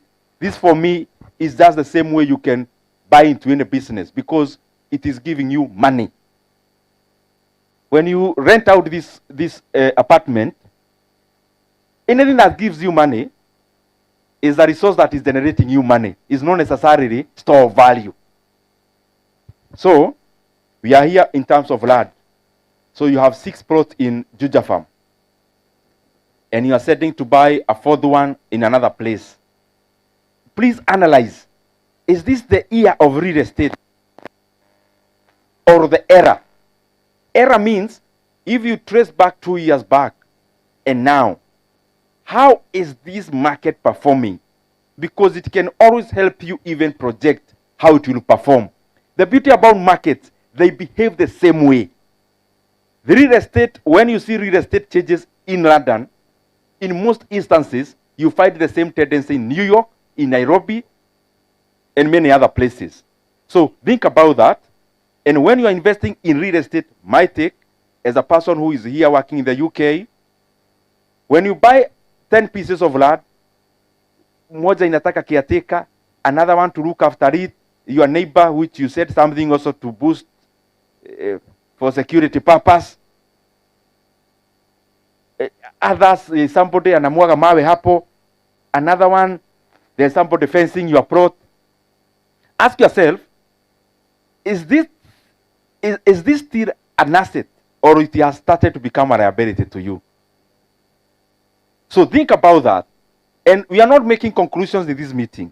We are just provoking ourselves. So, ile deposit umeweka to your 5th plot, ni ya nini? Plot ya 5. Sasa unanunua moja wapi? Kiawabogo na pale Thika. Kilimabogo. Okay, interrogate yourself. And ask yourself, how comes here in the UK, the billionaires we read about in the US, they are not so obsessed with land the way we are? How comes? That they actually buy land for fun now afterwards, like in a Bill Gates. Not in terms of as a form of wealth. So that's one. Now ask yourself, is it now the era of circles? There's a community that lives here that I met over Christmas. And they were telling me about circles where you put money as diaspora. And I'm not here to talk about or against any business. Okay. When you buy shares in a circle, have you ever tried to sell them?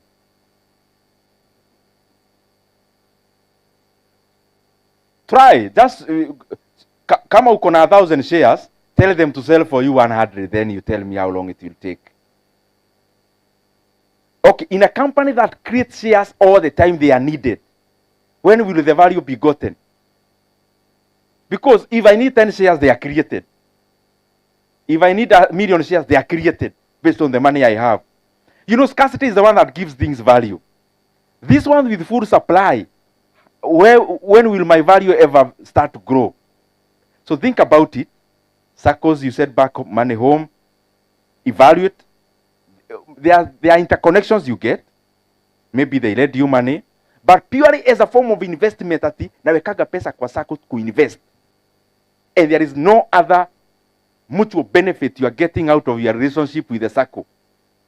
Think about it,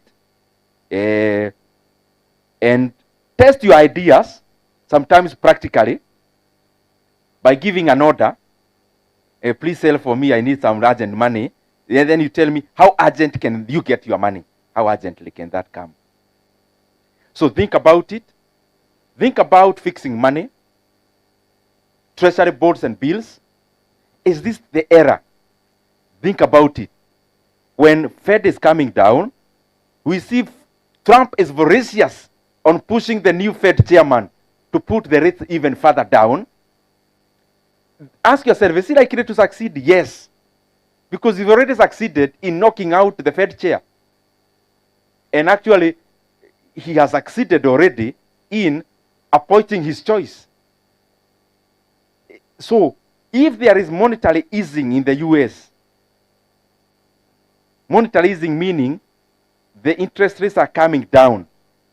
So, where should your money be in that kind of an atmosphere? Think about it. Also, now get to jumping to many things which are relevant. Niko karibu kumaliza. Think about currencies as you put your money. If, for example, you fix money in a country that gives you 11%, 12%, fixing meaning not just in the bank, even T-bill and bonds, for me, they are all the same category. They guarantee you of a return. So you buy bonds of 12%. Inflation could be 5%, that's fine. But is there a tendency for inflation to be stable at a period when, especially some economies are going to an election year? Those are some of the decisions you need to be doing for yourself. I'm buying bonds here, it's fixed at already 12%. Okay, in election years, have these economies I'm investing in have been able to arrest inflation for the entire period of electioneering period? Once you get the answer, it will guide you where to put your money again. Now, currency. Back home, we are talking about the dollar having, the shilling having been stable and gained since August of 2022. That's the message I'm sure you keep on hearing. But it's almost always important, don't listen to me as a politician. Information I'm giving you is verifiable online for free. Credible sites. The reason I'm throwing currency to you is because it also affects the kind how your money behaves in the next few years. So in the day of election in Kenya in 2022, the Kenya shillings to USD was 120.5. Actually, that's the day of swearing in. 120.5 shillings per greenback, per USD. It's now 130.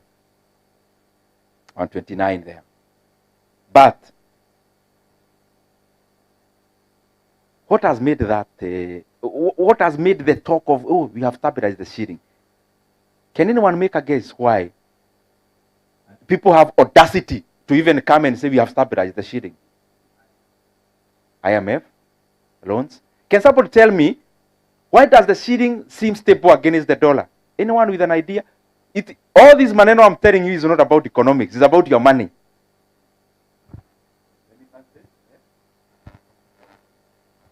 Printing. Somebody else? Let me put it because so that we cross the bridge.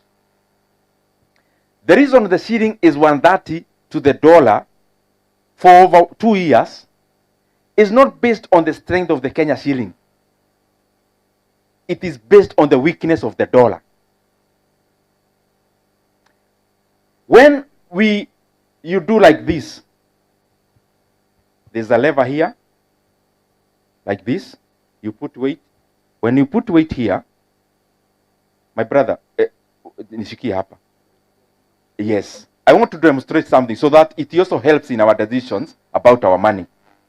Now this, you used to do this in your primary schools. Don't look at me like you were born here. So we used to sit here and another boy here. Siso. So boy mbig agekaa hapa, wewe ulikuwa unaenda wapi? Juu.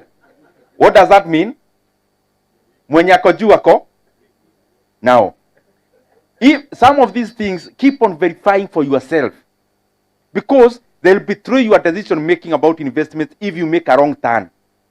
The dollar in 2025, the dollar lost 10% against a basket of all other global currencies. The dollar. You know, people are wondering, how can the dollar lose? The strength of a currency is always relative to. There is no strength of a currency. It is relative to something. So dollar is now the global reserve. So all the other currencies are measured relative to the dollar. Now, the US, the Federal Reserve, the US president started showing signs of this Federal Reserve is part of the executive of the US. The markets responded. The market responded by just viewing the Federal Reserve as not as dependent as the markets thought. The markets believe that a global currency should be independent of the whims of politicians. So when the market started to realize that, so a politician can actually force in somebody to be the chair, and the talk started about, we can get you out, Powell. Then the market started admitting that into the strength of the dollar. And the dollar, you can, some of this information verify later. The dollar lost 10%. So when you hear a Kenyan politician talking about, we have stabilized the shilling, first of all, it has lost from 2022. From 120 to 129. But more importantly, the shilling ought to have gained by 10% the loss of the dollar in the year 2025 alone. Do you want to verify that? Look at how much were the Kenya shillings how much were the Kenya shillings against the euro in the year 2022 in August. Just check. The same day the dollar was 120 shillings, the euro was 116. Listen to me carefully. The same day the dollar was 120.5.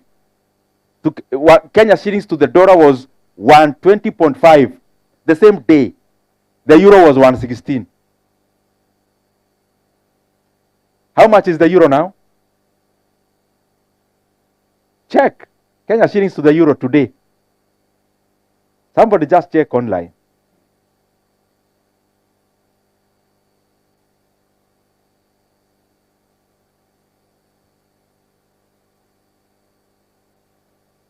$153.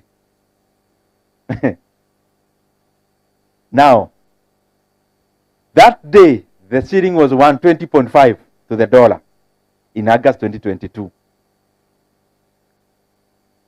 The British pound was 136. How much is it now? You know better off the head. 175. Is that a loss or a gain? It's a loss. It's a gain to you sending back money home. But it's a loss to our economy. You get what I mean? So I'm just telling you this because as you make decisions about your money, your source of information should not be a conflicted person who is a politician. It should be verifiable information. Because even if you, this is the reason I'm telling you about currencies. You fix money at 12% per annum in, let's not use our country for patriotism's sake. Let's use Uganda. And we assume the same dynamics persist. I hope you've gotten the dynamics that the money you use here was 136. Can you do for me 175 minus 136? I want to see the percentage loss in the last 3 years. 175 minus 136 divide by 136. Now listen to these guys. No, you take 10 million. Huku UK watu hawapumui because you bought a boat in Uganda, eh? We are not using that those other areas. No, we can't use Kenya. Kenya is a very good country. So you fix money through a boat because it's the same way. I mean, fixing money, buying boats is all the same. So can you divide by that 28 divide by 3? Mnajua kwa nini nafanya hii? I want to see annual.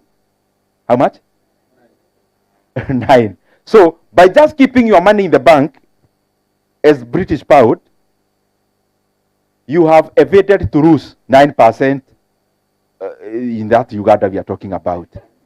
So if you bought a boat at 12%, it means your real gain is what? If you bought a boat at 12% per annum, 3%, now put in the inflation of 4%.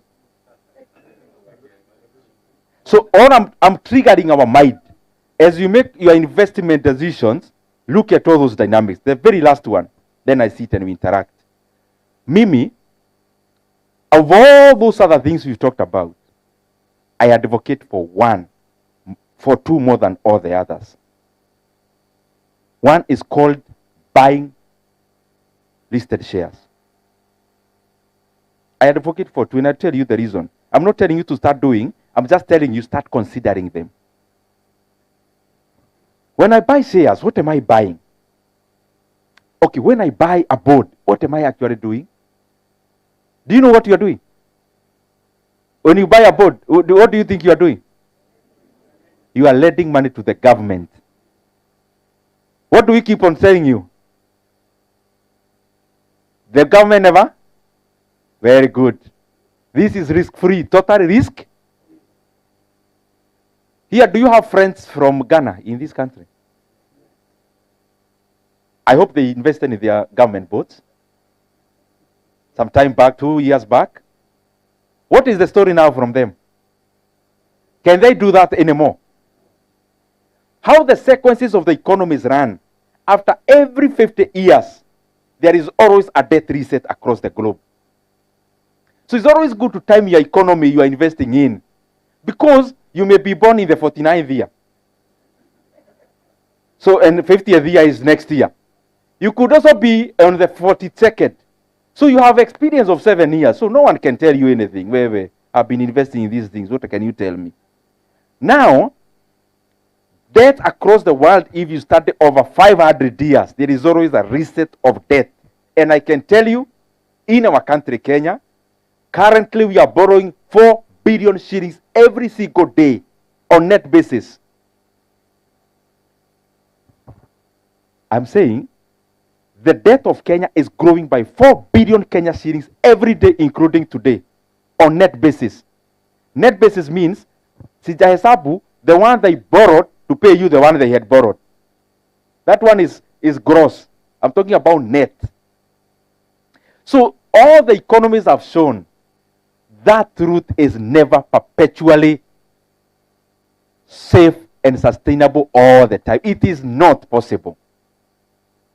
Because our debt has now grown from 8.7 trillion Kenya shillings from 2022 to now over 12.5 trillion Kenya shillings. And that money I'm talking about is not for roads. The money we are, as Kenya, we are borrowing, the money we are building roads with is another loan we are borrowing called securitization. It's not part of this 12.5. It's another one we are calling revenue-backed and asset-backed. So it's not included. It is off the book loan. It's not in the book. It's off. The money we are doing the railway with is also off the book securitization of the railway levy. So I'm talking about we are adding 4 billion Kenya shillings every day, most of which is not going to development. It is going into the recurrent. It means they are not going to investing. When you take a loan and you buy this flat can pay itself because you just need a deposit of mortgage, the rent will pay the mortgage until the house becomes yours, is it? But when you take a loan to go and watch AFCON in Morocco, are you going to get anything out of that in terms of tangible money? Exactly. So that is how it is. So we cannot do that perpetually, but we should talk about very good things happening in Kenya. So let me shift. But you've gotten what you've gotten. It is never perpetually at the safe. Oh, government boards. Ah, very nice. Ghanaians, your friends. Do you know what happened? Their government told all the debtors, guys, I know I owe you $1 million shillings, but from today I owe you 700,000. It's called a haircut. Yes, economically it's called a haircut. You'd go to the court, okay, you are given even, and you know what they do? They do that to domestic, because foreigners may constrain other things for future funding. So domestic, it's me and you, and NSSF and the rest, is it? When the government tells you, I know I owe you $1 million, but from today you are taking a haircut of 30%. Go to the Supreme Court, they give you even all that you need to recover your money. So utachota GK hivyo kama utafanya nini? So what I'm trying to say is, there is no totally safe investment. Test it across all the other risks. The risk may not have happened in the last 8 years, but maybe it will happen in the next 2. That's what I'm trying to say. So the more the reason, I prefer these last 2. One is shares. Why? I understand it. Straightforward. I don't need to send anyone back home money that it will invest for me. I'll send to my own stockbroker from the UK direct. And I write an email giving them an order to buy me my own shares. Or they'll actually give me an online platform. I trade for myself. So I don't need intermediaries. That's tick number 1. Secondly, the question I asked you, when you are buying those other things, this one you are lending to government. When you are fixing money, you are actually giving the bank a liability. The money you get out of giving your deposits in a bank, you're also lending the bank, in quotes. That's why they give you a motivation of 12%, because you are lending the bank. Are you getting me? Higher. So all this is lending. But I'm lending to a third party. Government is a third party. Bank is a third party. Okay, but you are told what? They are risk-free. Okay, fine. Sawa. Okay. When I'm buying shares, this is how I see it.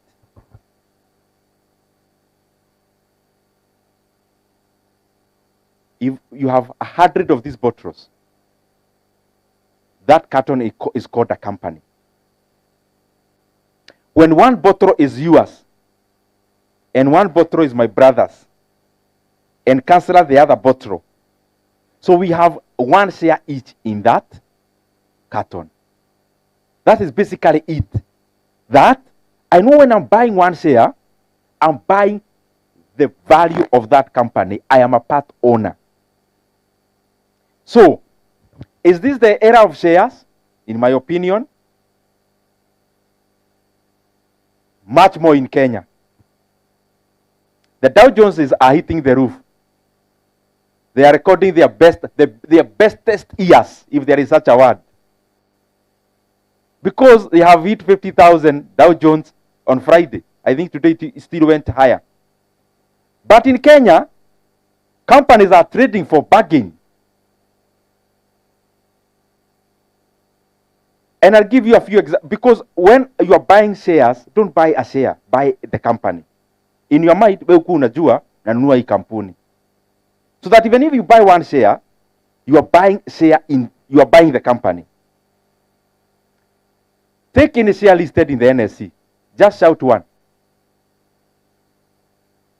Safaricom, any other? Let's start Safaricom. Safaricom was 45 shillings in the year 2021. Today it was 32. They have invested in Ethiopia. They have now started showing signs Ethiopia is recovering from bleeding cash to being a tap, bringing in money into the company. So use that information. Any other? Equity Bank. Equity Bank, their core capital, the worth of the bank, vis-a-vis how it is trading in the market, it is trading at 25% discount. That is, the share, if you buy all the shares of equity, vis-a-vis the company, if it was to wood up today, the money the owners would get, you are buying it for 75% of the value. Any other? Kenya Power. Kenya Power made 24 billion last year in net profit. 24 billion. The entire Kenya Power is valued for 30 billion. What more do I need to tell you? Are you getting what I'm saying? So these things I'm saying, they are not jargons. They are real things that you must use in your decision making. Kenya Power made 24 billion last year. Can you just even think that? They are worth 30 billion. That if diasporas in the UK bought it today, in 1.5 years, you've recovered all your money. Are you getting? Any other? Kenya Airways is, okay, every area, there is no sure bet in investments. I hope you know that. Kenya Airways could be one of those. Is it? Out of the basket of many, it's operating on negative capital. Let me not talk about it. Yeah. Any other? I want you to give me the ones you know. Kenyari. East African breweries. And I'm looking at it in terms of value. Me, I look at it like I'm buying the company. EABL trading at maybe 250 shillings today. Asahi Group in Japan are buying from Diageo 65% of EABL for how much? 590 shillings a share. You know, the reason I'm telling you these things is to show you the market in Kenya is deep. As we see the other markets flaring up, there are markets that are still depressed.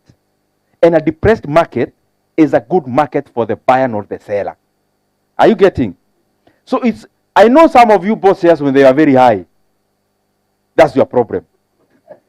We are now talking about the current buyers. Are you getting me? Tell me any other. Kengen. Kengen, they made a profit of 10.6 billion last year. Their entire market capitalization is 60 billion. Their assets is 500 billion. They have assets of 500 billion shillings. No, you know why I'm telling you these figures? Look at yourself like you're buying the entire Kengen. Would you even think twice? Would you think even twice? Have that mentality when you're buying shares. Any other, the last one? Kenyari. Now listen to this story. Kenyari, they have been making a profit of like 5 billion shillings on average. Their market capitalization, the entire world, if you bought all the shares of Kenyari, you'd spend 17 billion. So don't see about the billions. When I say about five, just say, okay, he's talking about 5 million, but the company is worth 17 million. Bring it down. Even me, that's what I do to see it with my eyes, not with the big figures. So a company making 5 billion, but is valued at 17 billion. It's making net profit of 17. Second thing, these fellows have no loan, zero. They have no one they owe even an overdraft. That their cash and cash equivalent.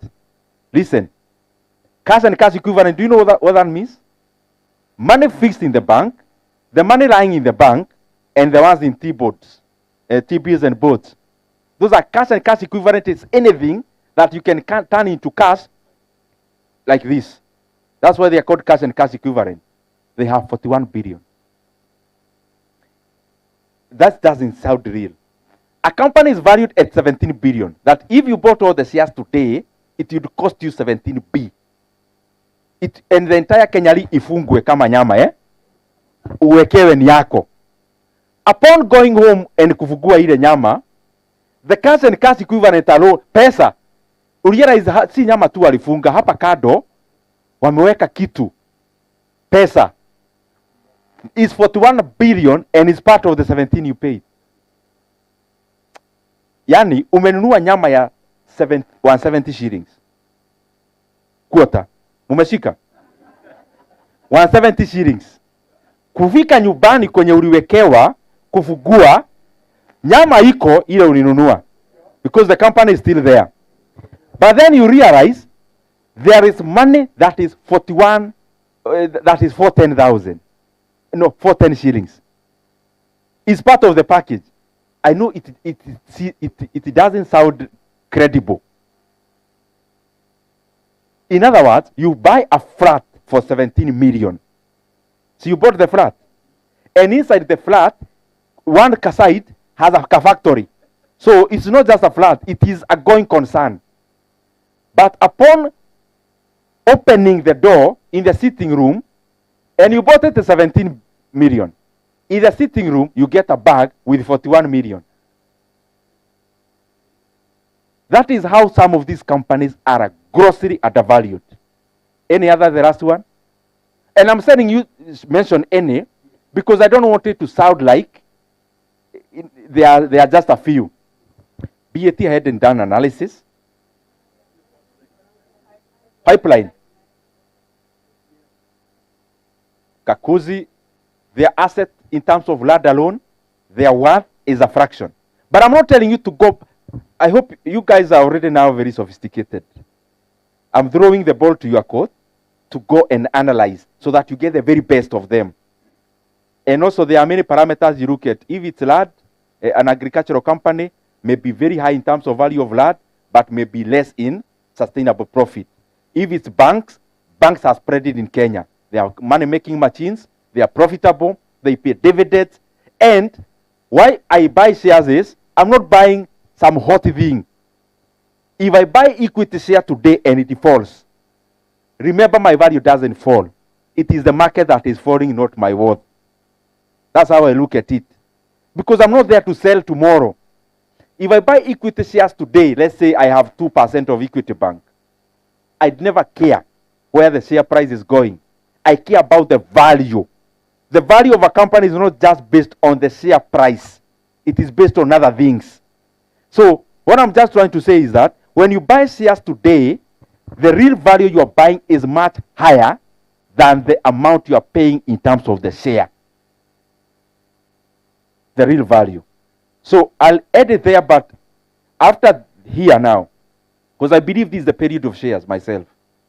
But I'm checking to see whether signals will come to show me the exit. I am hoping by close of 2026, we'll be seeing the sunset of shares in terms of as a good investment. The information I've given you, we'll already have even dumped the share price, so there'll be no advantage. Because remember, you gain out of the ignorance of others. So when the information percolates into the value of something, then you have nothing more to gain. So after there, you go to private equity. What is private equity? After you make all the money this one you've made in the stock market, you are now done. You bought your Kenya Power, you've done times 10. Now you get out.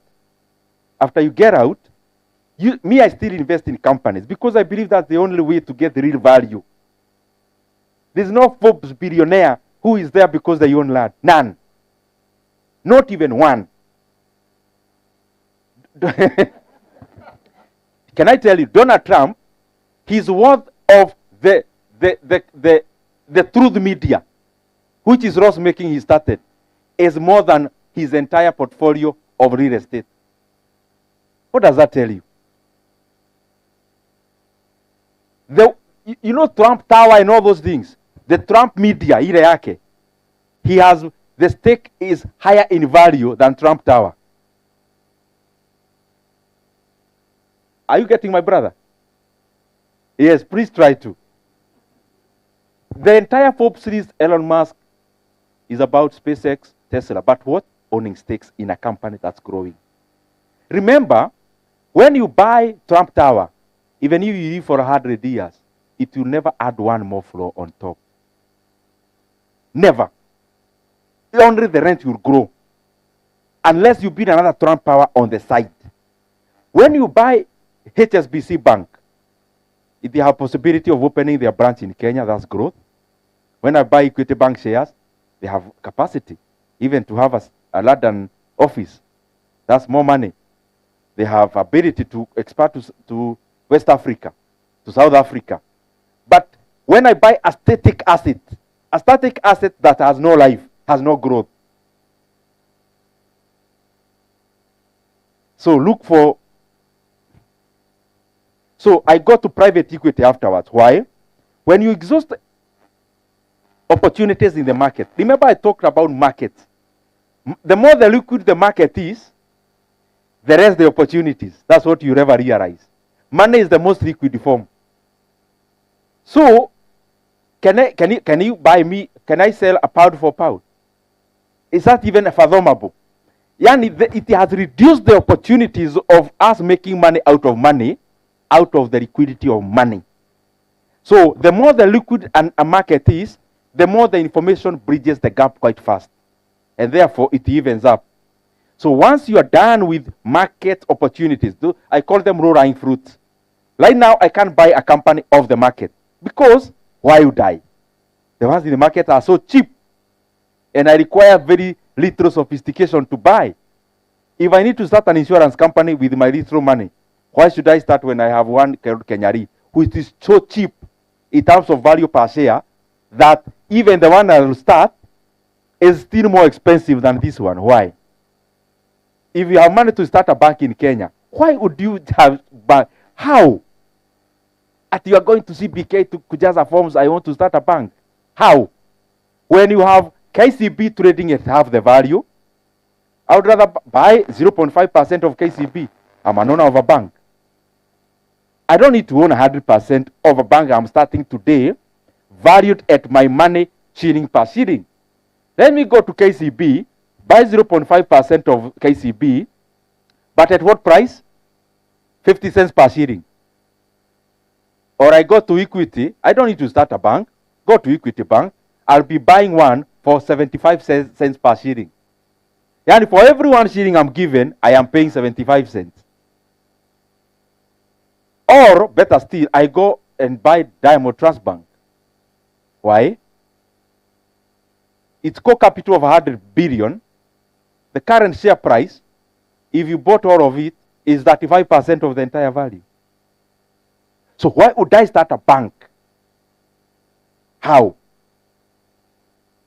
Just buy the ones that are there, cheaper, very cheap. What am I trying to emphasize? Markets have undervalued these assets.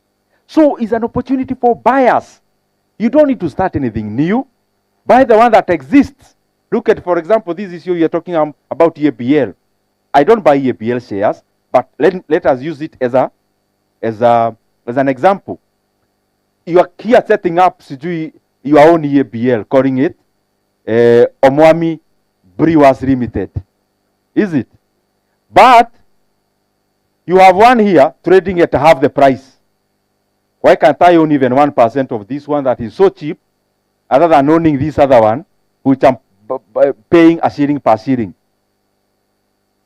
So when I exhaust the market opportunities, when you exhaust the market opportunities, the listed ones, then you go to the non-listed ones.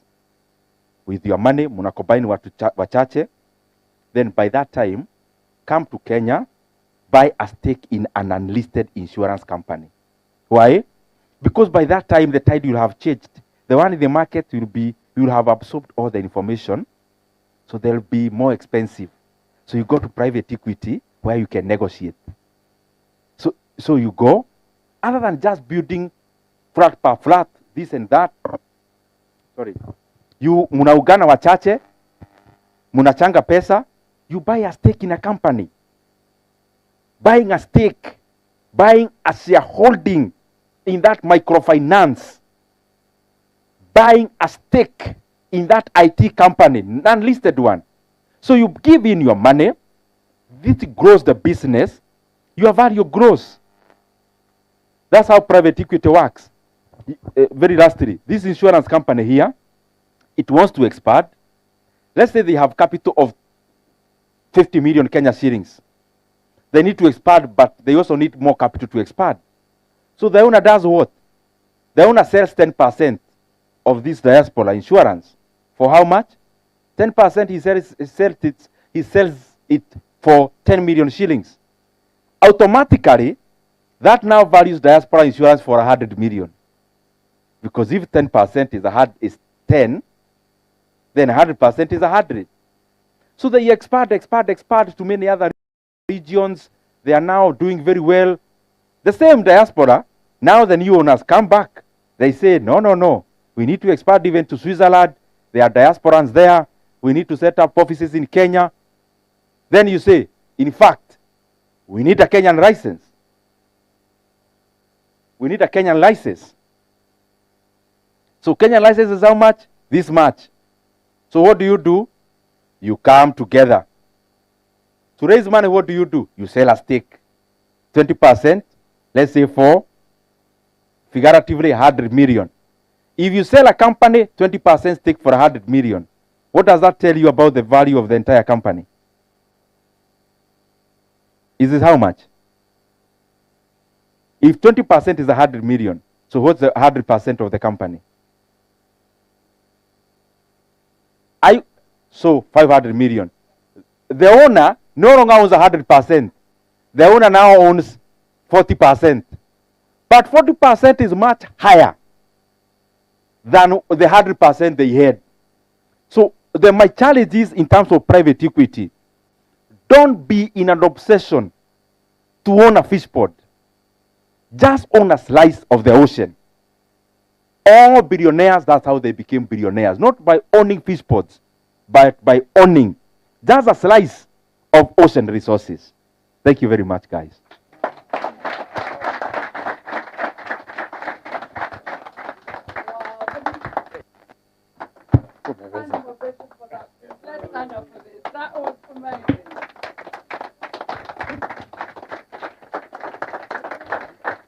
Thank you very much. Wow.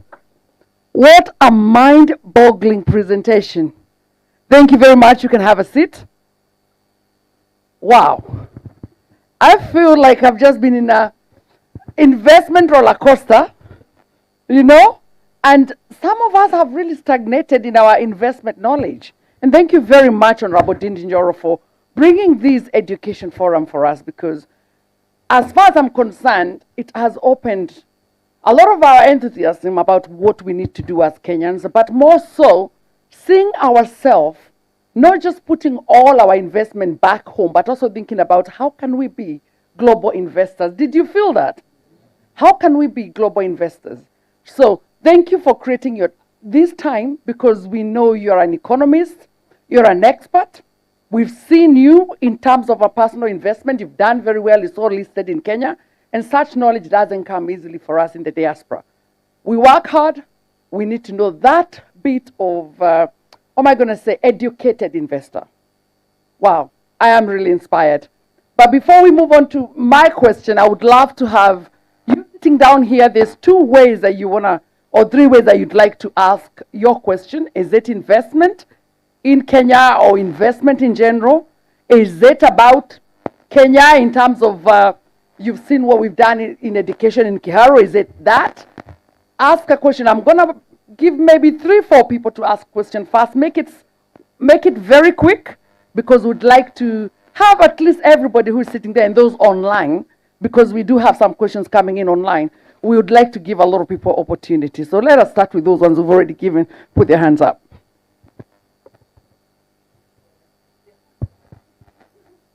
Thank you very much.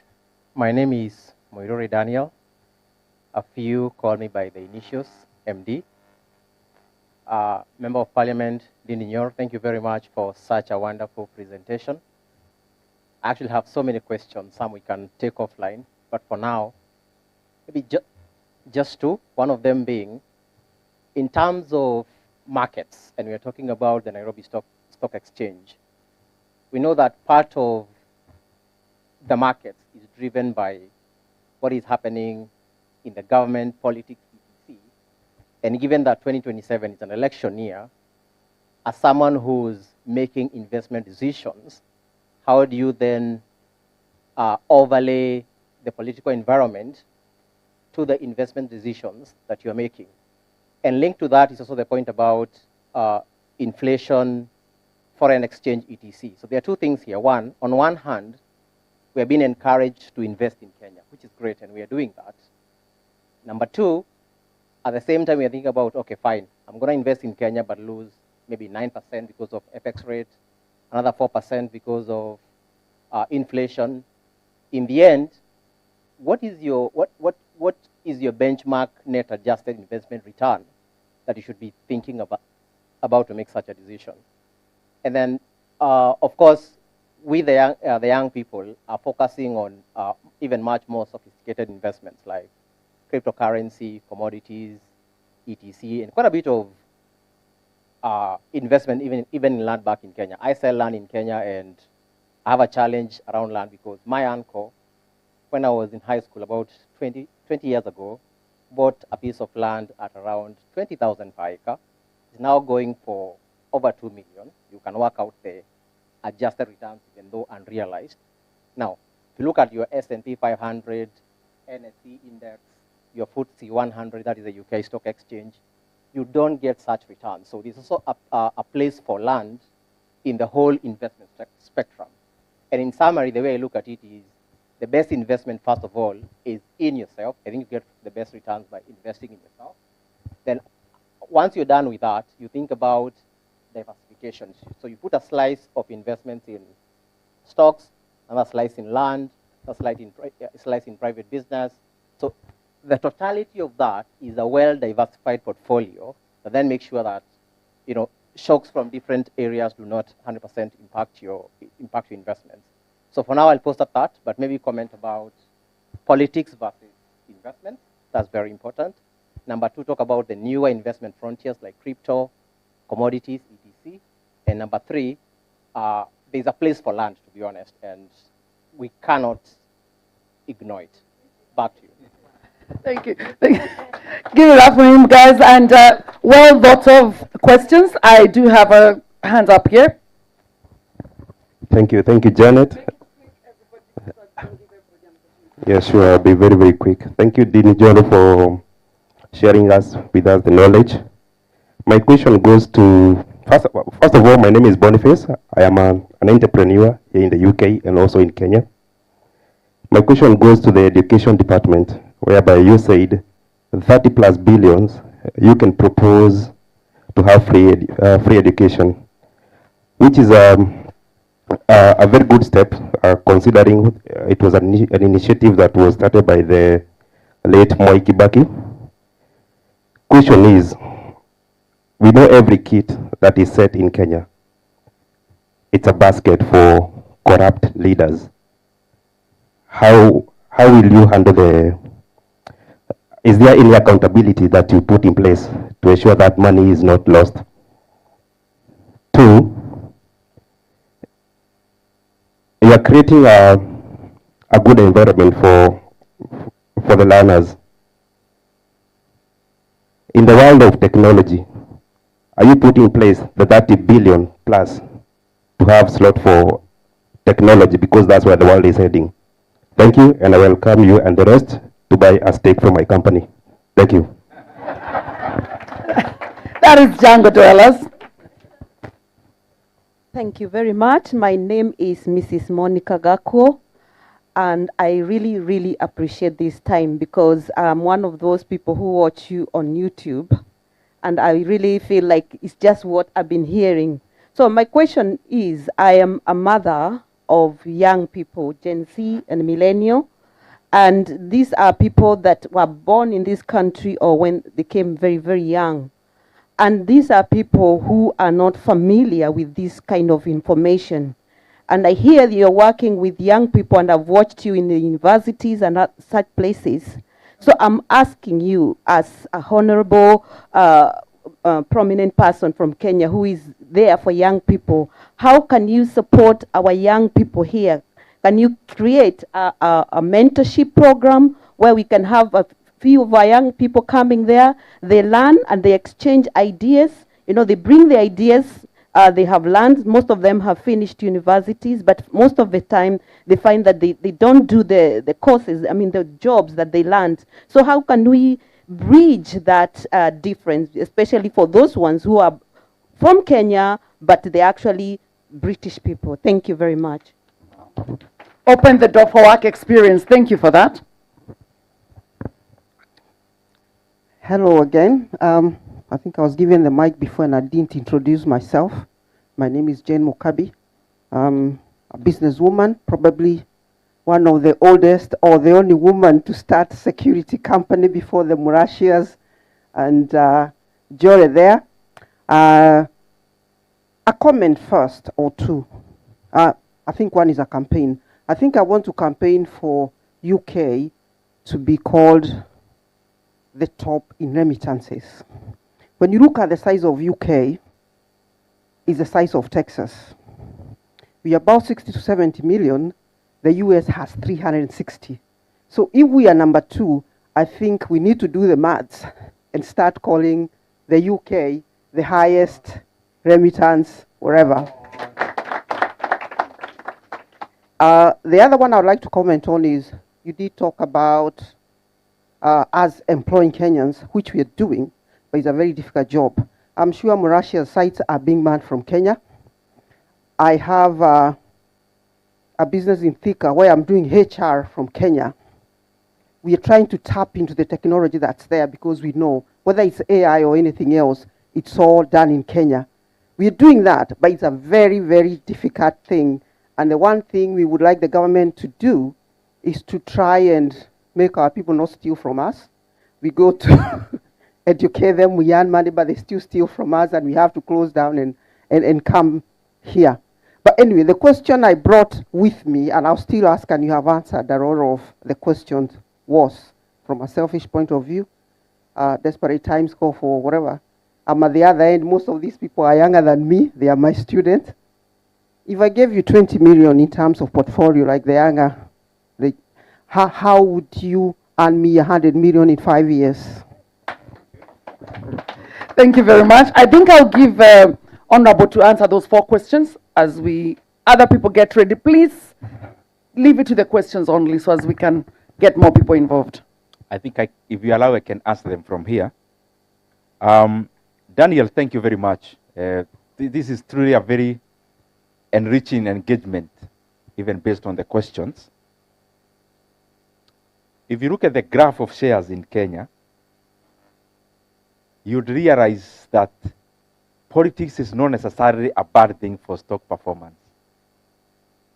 Maybe gradually what happens is that Kenya start already providing for that risk early.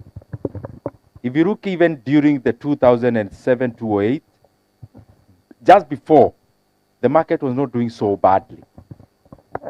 If you look at 2017, 2021, just a year to elections, last elections, the stock market, some of the share prices were at their highest, including Safaricom. So it's not necessarily that when you have shocks of politics, then you get shocks in the stock market. What I usually see working very closely or interlinked between politics and the economy is actually inflation. And it's obvious. As we near the elections, the government looks at the watch and realizes we need to do more than we've done because people will elect what they are seeing, not what we are saying. So they take up a lot of loans. If you look at the debt accumulation in Kenya, it grows faster just slightly before the election year. Even now, we are in an overdrive of borrowing. Even the money we are selling for Safaricom, we want to use it like a SACCO deposit to borrow times 10 of that. I hope you are getting me. So every time we are nearing election, we spend more. And how does inflation come? When you spend more on commodities that are not backed by production. To put it figuratively, when we all go to demand uga ya ngano, and it's Christmas time, but the millers never adjusted their production capacity, then we go to queue in a supermarket, we realize they have 10 ugas, but 20 of us are demanding each one. So what does the supermarket do? They hike the price. That's how inflation works. So you are likely to have a lot of money in circulation now. And you can write somewhere, you'll tell me by the end of this year. Because the government will want to spend as much as possible, but because there is no money available to be spent, they'll borrow more. So borrowing more in fancy terms, either direct borrowing, securitization, in bonds, they'll say it's to pay pending bills, in selling government assets to leverage that more to borrow more, that is likely to happen. So all that is interlinked with inflation. So inflation now, what it does, it reduces the value of your money. Because if inflation goes to 8%, it just means your real money reduces by 8%. There is nominal money and there is real money. Nominal is the one you have in the pocket. Real is what it can buy. The new frontiers. No, benchmark. Yes. No, he talked about now what do we do? If you send money in Kenya, inflation is high, currency reduces the same value. I think that's why I'm always inclined into buying value other than lending my money. Remember, both you are lending money. Fixing money, you are lending money. That's why it becomes a liability. In the books of the bank, your deposit is a liability. So that's why I would rather buy the security firm which is operating. Whether there is inflation, I also charge more. That's how the companies work. If I'm milling uga, whether inflation goes to 10%, it is actually who is being measured to, who is being looked at in the measurement of inflation, because they are looking at my uga. Because I would already have raised the price. So I like buying that value more than instruments. And I find buying a company as value more than instrument. Crypto. Let me not speak on a subject I have no knowledge on. I don't buy because I don't know what I'm buying. Me, I like buying something which is self-explanatory and which I understand. Commodities. You may have seen the current run in commodities prices. Gold, silver especially. What was making these things go up? It is that issue I told you about Fed. Trump tariffs at the start of the 2025, but more importantly, meddling on Fed is making the market feel jitters. That if you are holding the dollar, so a politician can wake up one day and do something about this dollar. So what are the markets doing? They are going into commodities. You remember before Nixon in the US, before President Nixon, every greenback dollar used to be backed by an equivalent of gold. Every time you could hold a dollar, that dollar you could go to any bank and you are given an equivalent of gold. That is called a currency, a gold-backed currency. Is a commodity-backed currency. A coin of silver used to be the worth of that silver. I hope you get that. Then after Nixon, money became what is called fiat money. Fiat money is, just tell me, what's this? You know, sometimes I wonder, just remove your, what's this now? At 10 pounds. So what is this? What is it? So money became something called value in use versus value in exchange. What does that, this water I'm taking, the value of water is in use. I've used it. Value of this is in exchange. Even if I have 10 sacks of this British pound in my home and I have no water to drink, what is more useful for you at that particular time? That is how fiat money now came in. So I'm interlinking that issue of commodities. All the time, commodities are a reflection of what the currency is doing. When the people lose faith, even in Kenya, when people start losing faith in Kenya shillings, they later buy the greenback because we believe it's backed up somewhere by a superpower. But the real person will say, let me hold gold. I can touch it and see it. And the value is here. If inflation goes up, my also gold goes up. That's the issue of commodity. Issue of adjusted return. Again, I go back to value. I like investing money in something that can grow and I can hold. I can hold a company. I can say I have one share of KCB, na DOE. This is KCB. But if you tell me buy one crypto, forgive my traditional thinking, until when I'll be sure this is what I'm buying. Like now I saw it has gone down by half. Then I'm wondering what has gone down by half. Because if it's KCB, they report lower profit, then I can tell it's because they reported lower profit. Now this one I don't know what to describe. But maybe, you know, it's traditional, eh? So, as I got to the Boniface, pre-basic education, remember, the 30 billion is additional money needed. There is already funding for education. So, a technology for education goes into that other funding that is already appropriated through CDF. When I say we take 10 billion from CDF, there is still some other 48 billion shillings remaining. So that money is to build laboratories. We have done that. But investment in education is never enough. So you keep on doing it. So that's around tech in schools. How to make that sure that money is not lost, the 30 billion.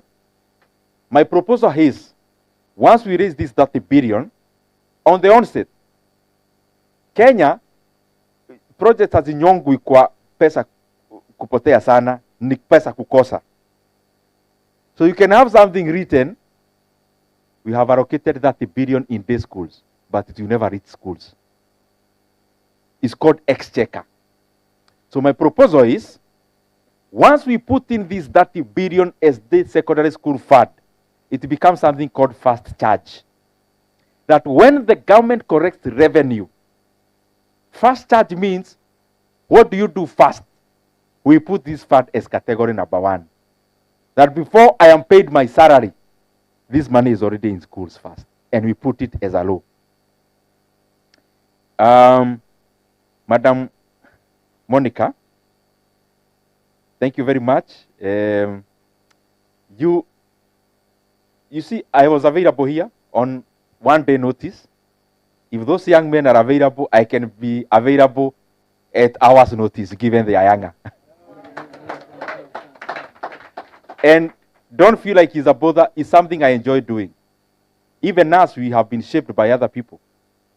And one thing you have to know, knowledge becomes stale when you don't use it. As I'm speaking to you, I'm also speaking to myself. So I keep on refining my knowledge.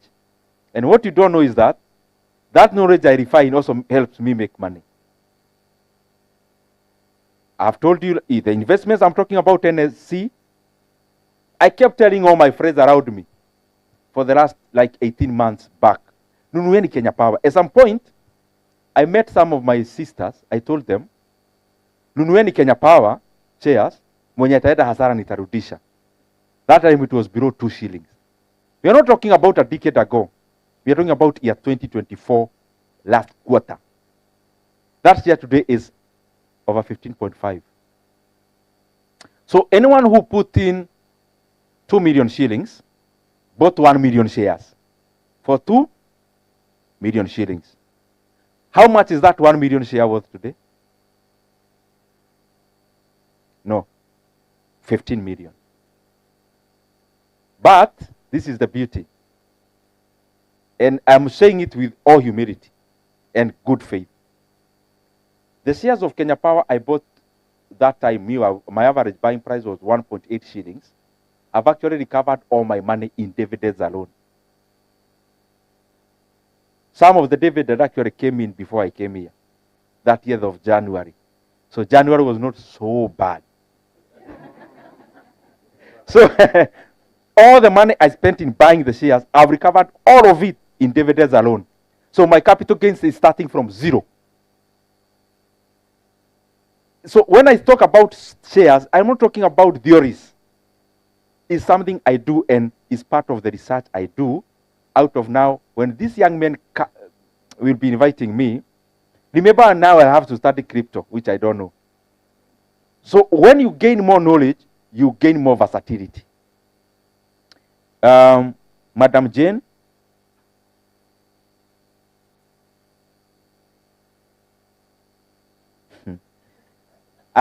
Integrity on Kenyans. You know me, I'm a politician. Me, I can't speak anything bad about Kenyans.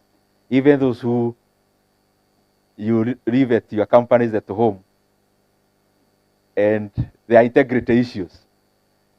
So I mean, because especially I can't talk about that when Kenyans are good people. So let me answer the second one instead. If you give me 20 million today, and I don't know how, I'm not a paragon of knowing everything. You're sharing opinions. I'll choose between, I'll segregate my money. I'll actually put all of it in shares. Let's start there. So it's about now about which ones. I would add the same Kenya Power I have, I would add some. I would actually add 500,000 of Kenya Power.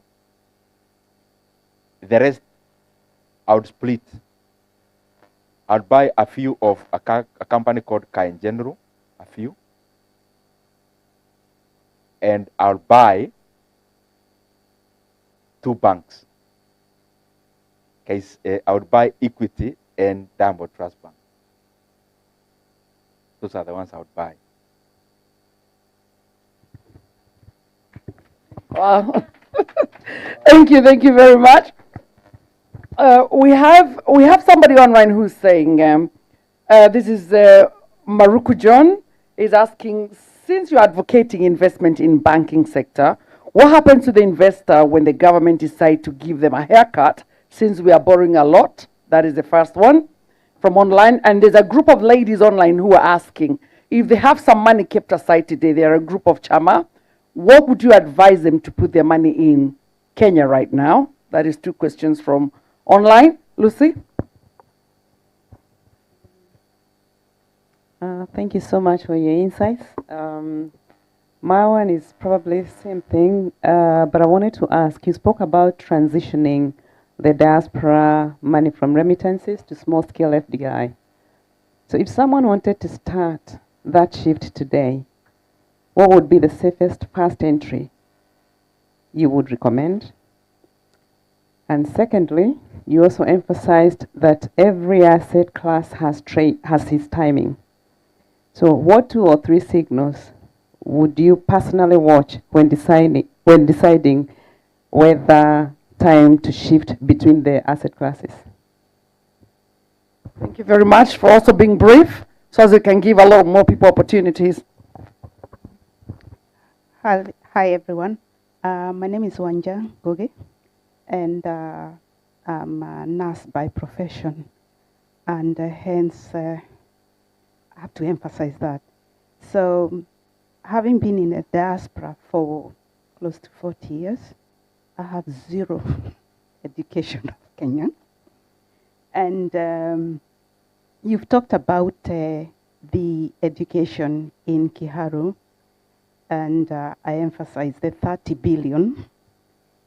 And my question is, as an advocate of skills transfer back to Kenya, and also as a healthcare worker who would want very much to be involved in the initiatives happening in Kenya, do you have any of such initiatives in Kiharu where we, the healthcare workers, or any other, anybody else who is interested in skills transfer can actually use their skills, or even better, maybe even in the investments, and as we are talking, investing in the healthcare industry, investing in the healthcare training, healthcare, whatever it is, healthcare.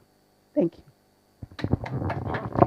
Thank you very much. That actually follows somebody from Njehu Gishini from Coventry. He was one of the leaders in Coventry who did not make it. It follow up what she's talking about. What opportunities are there for diaspora investors in Kiharu, and what incentives would you offer diaspora investors? So that's a follow up from that one.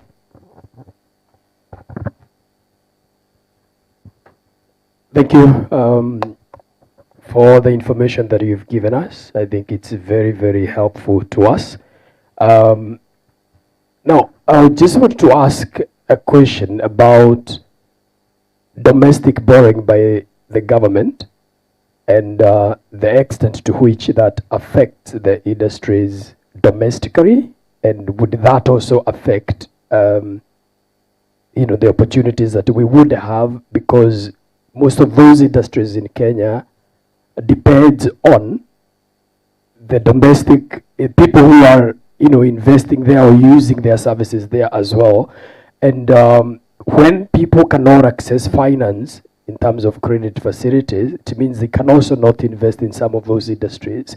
Is that going to strain the growth of those industries, and the government continues to borrow domestically? It crowds out the private investment, and I believe that would also affect some of these industries we're talking about, including probably the performance of those institutions we are talking about. We can invest in terms of shares. During Kibaki's time, when he came into power, we were talking about the burgeoning of the middle class, and that drove the growth in the real estate, because people could access money, they were having income, they could, where are we heading in terms of that industry today? Because the middle class probably is strained because of the circumstances in the country at the moment. That aside, finally, because about technology and adoption of technology in education, we spend billions of money, probably over 5 billion every year, printing paper books. And those books, for those of us who fed children in education in Kenya, it just goes to waste. Should we leverage on technology, we can save a lot of money in terms of printing books. Here in the UK, in the schools that I have worked in, I don't see children buying textbooks. Schools and teachers have what we call shared planning. They don't need to buy books. Parents don't spend a lot of money on those books. Government doesn't have to print and spend 5.6 billion every year to do that. If we do that based on technology, it would be probably a one-off investment, and we don't have to spend that money every other year. Thank you. Thank you very much. We only can have 2 more because of time. So thank you so much, Honorable, for the presentation. So I'll make my questions quick. So I believe in what my brother said. Diversification it's been proven over time. It's a very good way to basically invest. And in the words of Warren Buffett, it says, price is what you pay, value is what you get. So my question is this: with what we are seeing currently in Kenya, there is, according to me, high market confidence in our companies. And you can see that in the private deals that are happening, ABL, NCBA, what else, even Safaricom. I know you have your reservations about that. But my question would be this. So we are seeing this activity in private deals where people are paying a premium. So there is some sort of information, I don't know how to put it, but there are some sort of markers that in this private conversation or in these boardrooms, people are able to see. So my question is, why does the current NSC market, or why doesn't the Kenyan market, why aren't we able to unlock that value in our markets? Why are we having our companies undervalued? That's my first question. My second question is, I think you answered something, but I just want you to expound on it. So someone asked, which stocks or how can someone make money? And you gave 3 examples.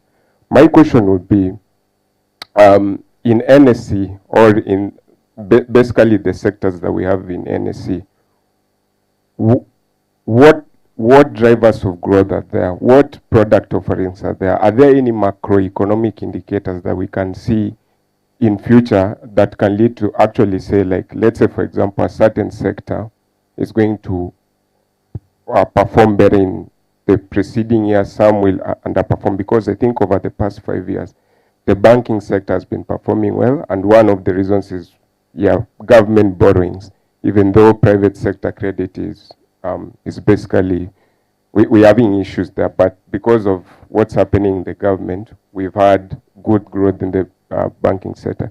So I just wanted to understand what drivers of growth are there, such that if someone is investing in stocks today, as maybe someone will be driven to do that, what markers of growth are there for that to happen? Thank you. Thank you very much. I don't think we have enough time, and standing next to you, we don't have enough time. Okay, my name is Onesmus, and I came here from Reading with my friend here. But my question is, in the long run, because all debt must be guaranteed, in the long run, what is Kenya standing to lose? That's a good question and a fast one. I know you want your hand was up a long time. Thank you so much for that great presentation. My name is Emma. I am in the travel industry. And my question is, Kenya being a very successful travel destination, especially from the diaspora, where would you say is an opportunity for the diaspora to invest, and what are some of the challenges you think that we would face, and how would that be mitigated? Thank you very much, because we have to be finishing at 10 o'clock, so that is why we have to cut it there. And I know a lot of you had your hands up. Apologies. Thank you very much. Daniel, there's a question I never answered about real estate. Talked about your uncle bought a land at 20,000, then you sold in millions later. That's a story that every person in this hall who bought land prior to 2010 has, including myself. Investments have periods and errors. That was the era then. You see the way we used to have coffee booms? You can't ask a coffee boom now. It happened. So even real estate, the boom happened. And what happened across the world is that we had also entrepreneurs who saw the opportunity. You know what was driving land prices to go up in Kenya? Towns were burgeoning, were growing. But the supply of land was stagnant. What makes supply of land be the way it is? It is regulations. So other people saw opportunities. When we knew Nairobi has added at Kasarani and Kawasukari, Nairobi now is up to Juja Farm. Nairobi now is up to Sarama, Thika, is on your way to yes. So that supply balanced up the demand. That's why we are not likely to get that boom anytime soon. That I can guarantee you. Because what happened is the expansion of the city in terms of land. The city became elastic. The way we had been told it is inelastic, land never, land hayogezeki. No, this land now became elastic. People started buying farms, katakataing plots. That story now was for you and not you. Yeah. Ah, very good. That's a very good thing. Now, going to the new ones.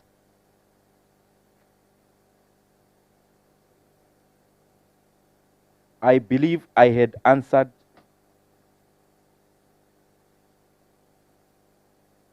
Forgive me, my handwriting, even me, I have a problem reading it. I ended up with where you put your money, or the 20 million.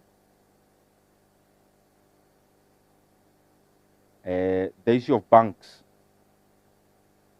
And I'll answer with somebody else who asked about sector.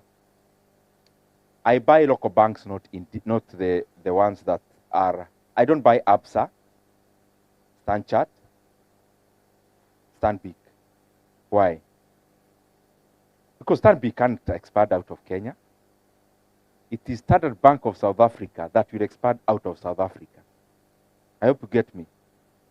There's no day ABSA Kenya will expand at its Tanzania. No. It is ABSA in South Africa that will go to Tanzania. So the parent company, you look at where is the parent company domicile. KCB, Equity, Co-op, DTB, INM, they are all domiciled in Kenya. So when they are domiciled in Kenya, they can expand geographically beyond Kenya, and the gains from those expanding markets will come to the bottom line in Kenya. Equity DRC is a money printing machine for Equity Bank. But I'm there with one share of Equity which he bought that years ago. That Mzee is already in Kinshasa making money, figuratively speaking.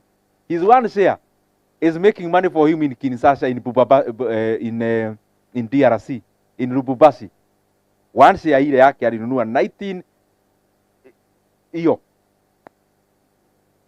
But the owner of ABSA share in Kenya will only own ABSA Kenya.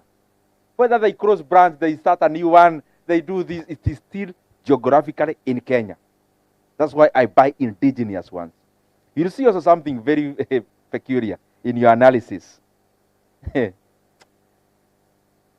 which I enjoy reading. And please, all these things I'm sharing, start doing it for yourself. They are so easy. If you buy even newspaper ile Business Daily, pale kuna page hapo mwisho inakuwaga na kitabu kubwa. I am sure no one in this hall have ever read it, because it's so boring even to look. You realize one thing. If you go to a column called PE ratio and another one called price to book value of banks, you realize one thing. All the foreign banks, Stanchart, Stanbic, ABSA, they are all trading at a premium. All. Why? Because they pay a lot of dividend. And our market has been dividend driven for the recent years. The current investor in the NSC, hata hachoki akili, anachukuaga dividend times 10, ana assign price ya share. Most of the shares in our NSC, before this bull run, has been dividend times 10. No end of story. So people don't want to hear a story of growth. When you tell investors growth, they tell you, no, growth will come when you grow. So that's why you see the foreign banks are highly priced, because investors don't want to remain for a long haul. They want, how much are you paying dividend? 10. So the share should be 100 bob. End of story. When you start telling them you are retaining earnings to go to DRC, they tell you, once you go there will come. Reasoning of the investor. So the local banks, that's why all the local banks, including the bigger ones, they are trading at a discount. The regional ones are trading at a premium. The domestic ones are trading at a discount. Why? They've been retaining earnings. Equity pays 35% of their profit as dividend. 35%. KCB around 25 to 30. Why? When they want to make an acquisition, they use retained earnings. So for me now, I think it comes also with time. I've also now grown to not looking at the share, but looking at where the company is going. So I'm buying now value. I would rather buy a value that is a company that's retaining 100%, but I can see hiyo pesa inaenda to hunt more money than the one that pays me dividend today. Aya. And that, I think I've answered many questions around there. Lucy, very, very nice questions. Where do I put my money? For me, this period is the period of stock market, not any other, NSC. When to your own time, I hope you'll get this information. If I had my phone, somebody is having it, I would have read you something. The PE ratios across the world. What's the PE ratio? PE ratio is, if we bought this hotel for 100 million shillings, and we are making net profit of 10 million a year, how long would it take us to recover 100 million? That is what is called PE ratio in jargons. So the PE ratio, for example, in American companies is over 27 on average. But in tech, it's crazy even more. If you check a company like Nvidia, Tesla has a very high PE ratio, for example, because people are saying like, this company may, because of the technology, it may make a boom somewhere. But anyway, the PE ratio of American companies is like 27. Of all markets that I know of, the least PE ratio you'll get is in NSC, is around 5. If you bought all the Kenyan companies, put them in a basket, the PE ratio is 5. It is even, can you check? PE ratio of Kenya Power is 1.2. Can you believe that? And we are not talking about a startup that may fail tomorrow. We are talking about a monopoly. We are talking about a monopoly with revenues of over 250 billion Kenya shillings. So you're not talking about a startup trying to make ends meet. No. We are talking about a company with assets of over 400 billion Kenya shillings. That's the kind of a company we are talking about. And the PE ratio is 1 year, 2 months. The PE ratio of Kenyan is 6. But people will ask, but why is Kenya Power undervalued? The same reason. People are looking, how watu wametulipa dividend gapi last year? One shilling. I'm not buying. So people are not interested because of dividend, instant gratification. But Kenyan pays more. Kenyan pays 75% of their revenues as dividends. That's why you see, I hope you are not so tired. You get Kenyan makes a profit of 10B, but the company is valued at 60B. Higher. Kenya Power makes 24B, but the market values it at 30B. That's not even logical, because Kenya Power should be valued more than Kenyan based on profitability. But investors look at, okay, after you make this, how much are you paying us? They realize Kenyan pays 75%. The reason, last year, Kenya Power paid 8%. Me, I look the other way around. I look at, if Kenyan was to pay the entire 100% dividend, they are only remaining with flexibility of 25%, unless they now borrow to pay us dividend. If they pay us 100% of their bottom line, their only flexibility remaining is 25%.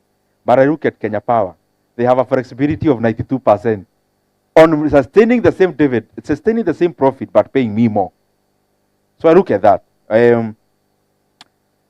Signs that you need to assess your asset classes. Some are too visible. Very visible. For example, let me tell you one thing, so that you see how signs come. For example, the change of any government in the world now, change of any government in the world that is having elections in the next 1.5 years or 2 years across the world, the biggest predicament is not your opposition. The biggest predicament is oil prices. You see, you look at things, then you are able to make judgments in the future. If you are an opposition in a country having elections in the next 2 years, your work can be summarized in one day by one thing called oil prices. Oil prices, for example, per barrel in the year of elections in Kenya last time, it was $95 to $100 per barrel. It's now less than, is now 60% of that. If we have oil prices increasing by only 20% today, that is how a nexus of economy and politics come very low. So I'm coming to this prediction. So that any decision you're making now, don't think you're making a decision on what you see on the table. Make decisions on what could happen. So for me, number one thing is interest rates. All the time. You see now, the world is doing what is called monetary easing. Look at 2007, 2008. The US, what did it do? Monetary easing up to zero. Why? Everything had crashed, including stock market. Remember now, this time of monetary easing is not based on stimulating the economy. The economy of the US is not doing badly. It's not. The current monetary easing is based on debt management. All economies are lowering interest rates to manage debt. They are not doing monetary easing to stimulate the economy. So, all the time you are doing monetary easing for any other purpose other than stimulating the economy. As sure as it is today, Monday, monetary easing brings inflation. Or just check by end of this year and early next year, the entire world will now be raising interest rates to arrest rising inflation. So, those are the signals I look at. The tendency of Trump now, he wants to be the best president ever, so lower rates. At what cost? Wait. At the cost of inflation. Kenya is doing monetary easing for what? It's debt management. Debt, purely, the consideration of Central Bank of Kenya is one, debt management in lowering rates. So those are some of the signals. So you are able to check. Stock market, you can already tell if the PE ratios are too high across the world, something may happen. You may get global markets going low while emerging ones going high. That usually happens at some point. Where the PE ratios are too high in developed economies, so the stock market starts coming down. But people don't move out of the stock market. They only move the geography in the stock market. So they go to where the companies are cheap. And that is why for me now, even if the share price, even if I bought equities today and the share price goes down by half, I'll still sleep the same way. Because I was not buying the share price. I was buying the value of the bank.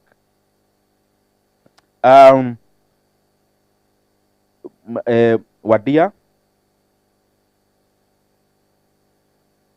Oh, sorry, Madam Waja. Oh, sorry. I told you my handwriting. Imagine I can't read it. You don't look like you've been there, how 40 years?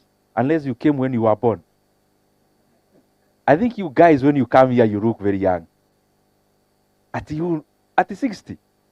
Why are you taking your neighbor's ears to add on to yours? You don't look. The issue on education and skill transfer, allow me to answer that together with the one for Jehu, yes. I'll be plain honest. An MP, in terms of being an MP for Kiharu, unless you want to waste other people's time, you can't talk about making your constituency at a good investment destination. Those things are done through an overarching national policy. And that's why you see even in the county level, governors try to come with those policies at the county level. In the economics, it's called taxonomy. A taxonomy, you see like a borough. Yeah, you call them boroughs. The ones I am seeing, we may divide the and Marakada. Boroughs, eh? Yeah, tuite hiyo sasa. Sasa, mtu amechaguliwa ati, you tell my brother here, now we want you to make your area a very good investment destination. You are wasting his time. It's not possible. Those things, South Korea, China, here UK, those are done through overarching national policies. Why?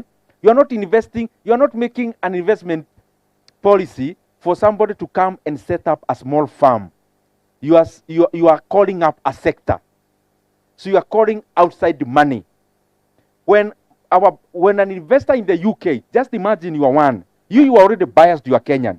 But remember, the global capital has no eyes and has no sentiments.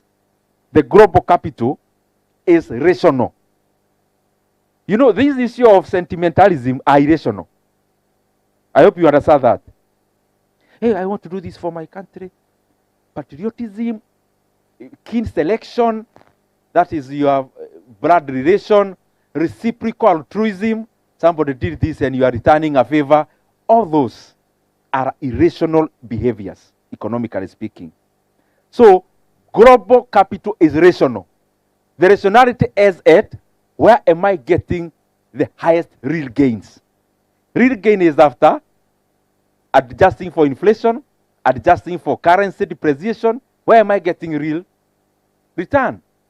So those rational decisions, they have no eyes. They just go to where it makes sense. And they make sense when the taxonomy is larger. That's why even an investor here, you tell them, okay, there's a bank called KCB. Come and buy it, a stake. You are now telling who? HSBC UK. You are telling Goldman Sachs. You are telling JP Morgan. There's a bank called KCB, and you even twang. Then how much is it?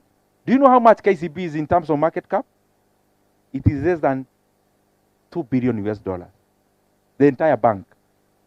So capital flow will go to where the policies are good, but the taxonomy must be large enough to make sense. So that's why there is what I can do as MP in the National Assembly, but there is very limitation on what a governor can do and what an MP can do in their own area.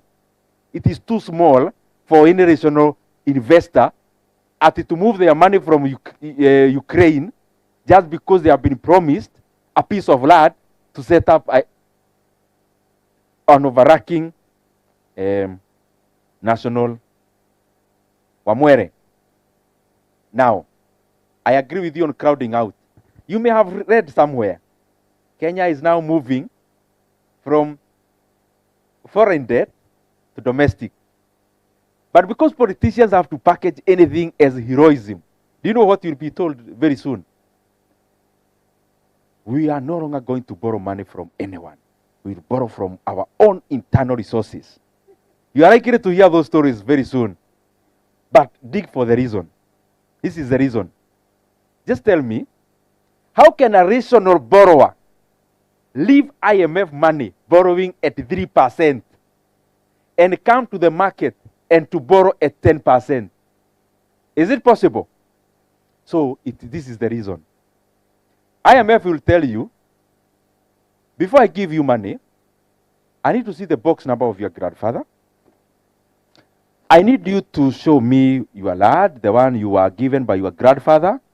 You realize, I don't have the box number, I don't have the title. So forget about these fellows. I don't want them. That is in micro level. In the national level, they'll tell you, okay, we'll give you our money, but we need to be sure you are going to give us back our money. And the best way is to show that you are actually stable enough to give us back our money. So what do we need to do? Do this change, do this structural change, do this other one. Then you tell them, you can take a walk. So you come to Kenya and say, Kenya, we have to be proud of ourselves. We are going to borrow the money from internal domestic resources, but you are borrowing it 300% higher than IMF. You end up doing what? The money that Luce was to borrow to scale this times 10, he goes to his bank, the manager lowers the spectacle, anamuuliza unikusaidie namna gani? Nataka pesa. Hatuna. Because you are a rational manager. Government, in our traditional sense where we know it will always pay, is borrowing, is taking our money through T-bills and bonds and direct borrowing. Now they are doing even direct borrowing called securitization. They are doing it at 10%, and you are here for me to lend my money? No, take a walk. So you crowd out the people who should have the money. So you shrink the economy because money is the one that makes the economy expand. And the economy does not expand by public spending. At some point, public spending comes to substitute private spending. At that point, there is no growth. Take, for example, the housing. Housing levy is taxed through Kenyans, from Kenyans, 73 billion. But forget about this year. Look at the year 2024. Construction sector shrank. So it has gone up last year. As sure as the river goes down, it has to come up. So it has gone down in 2024. So it's coming up now. So, in other words, we transferred the money that you used to build your own house into government doing it. That transfer does not necessarily mean growth. It means transfer. Lastly, Apindi Ian. Diversification is good, yes. But when? That's the critical question. If you tell me to diversify by buying a plot and another, I will not do that now. Even the Warren Buffett you quoted, this is what he says. Diversification is for people who don't know what they are doing. Himself, not me. He says, if your best food is a chicken burger, then what are you doing with the mutton burger that you are diversifying now? You already know your best food is chicken burger.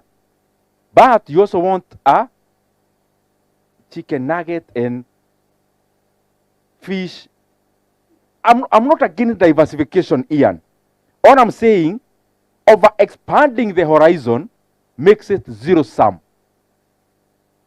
You go invest in KQ, but you also invest in Kenya Power. All the gains from here are netted by this other one. It becomes zero sum. If you do proper analysis and you grade your investment from number 1 to 30, that's what Warren Buffett actually says. Number 1, he says this company. Number 2, this, up to number 29, 30. This is what he asks. If you have graded your investments from number 1 to 30, what are you doing with number 25? What are you doing? Why are you looking at number 25? You already have a list of 30. Why can't you concentrate with the first number 1, 2, up to 5? Because unless you doubt you had done the right analysis. So that's how diversification for me,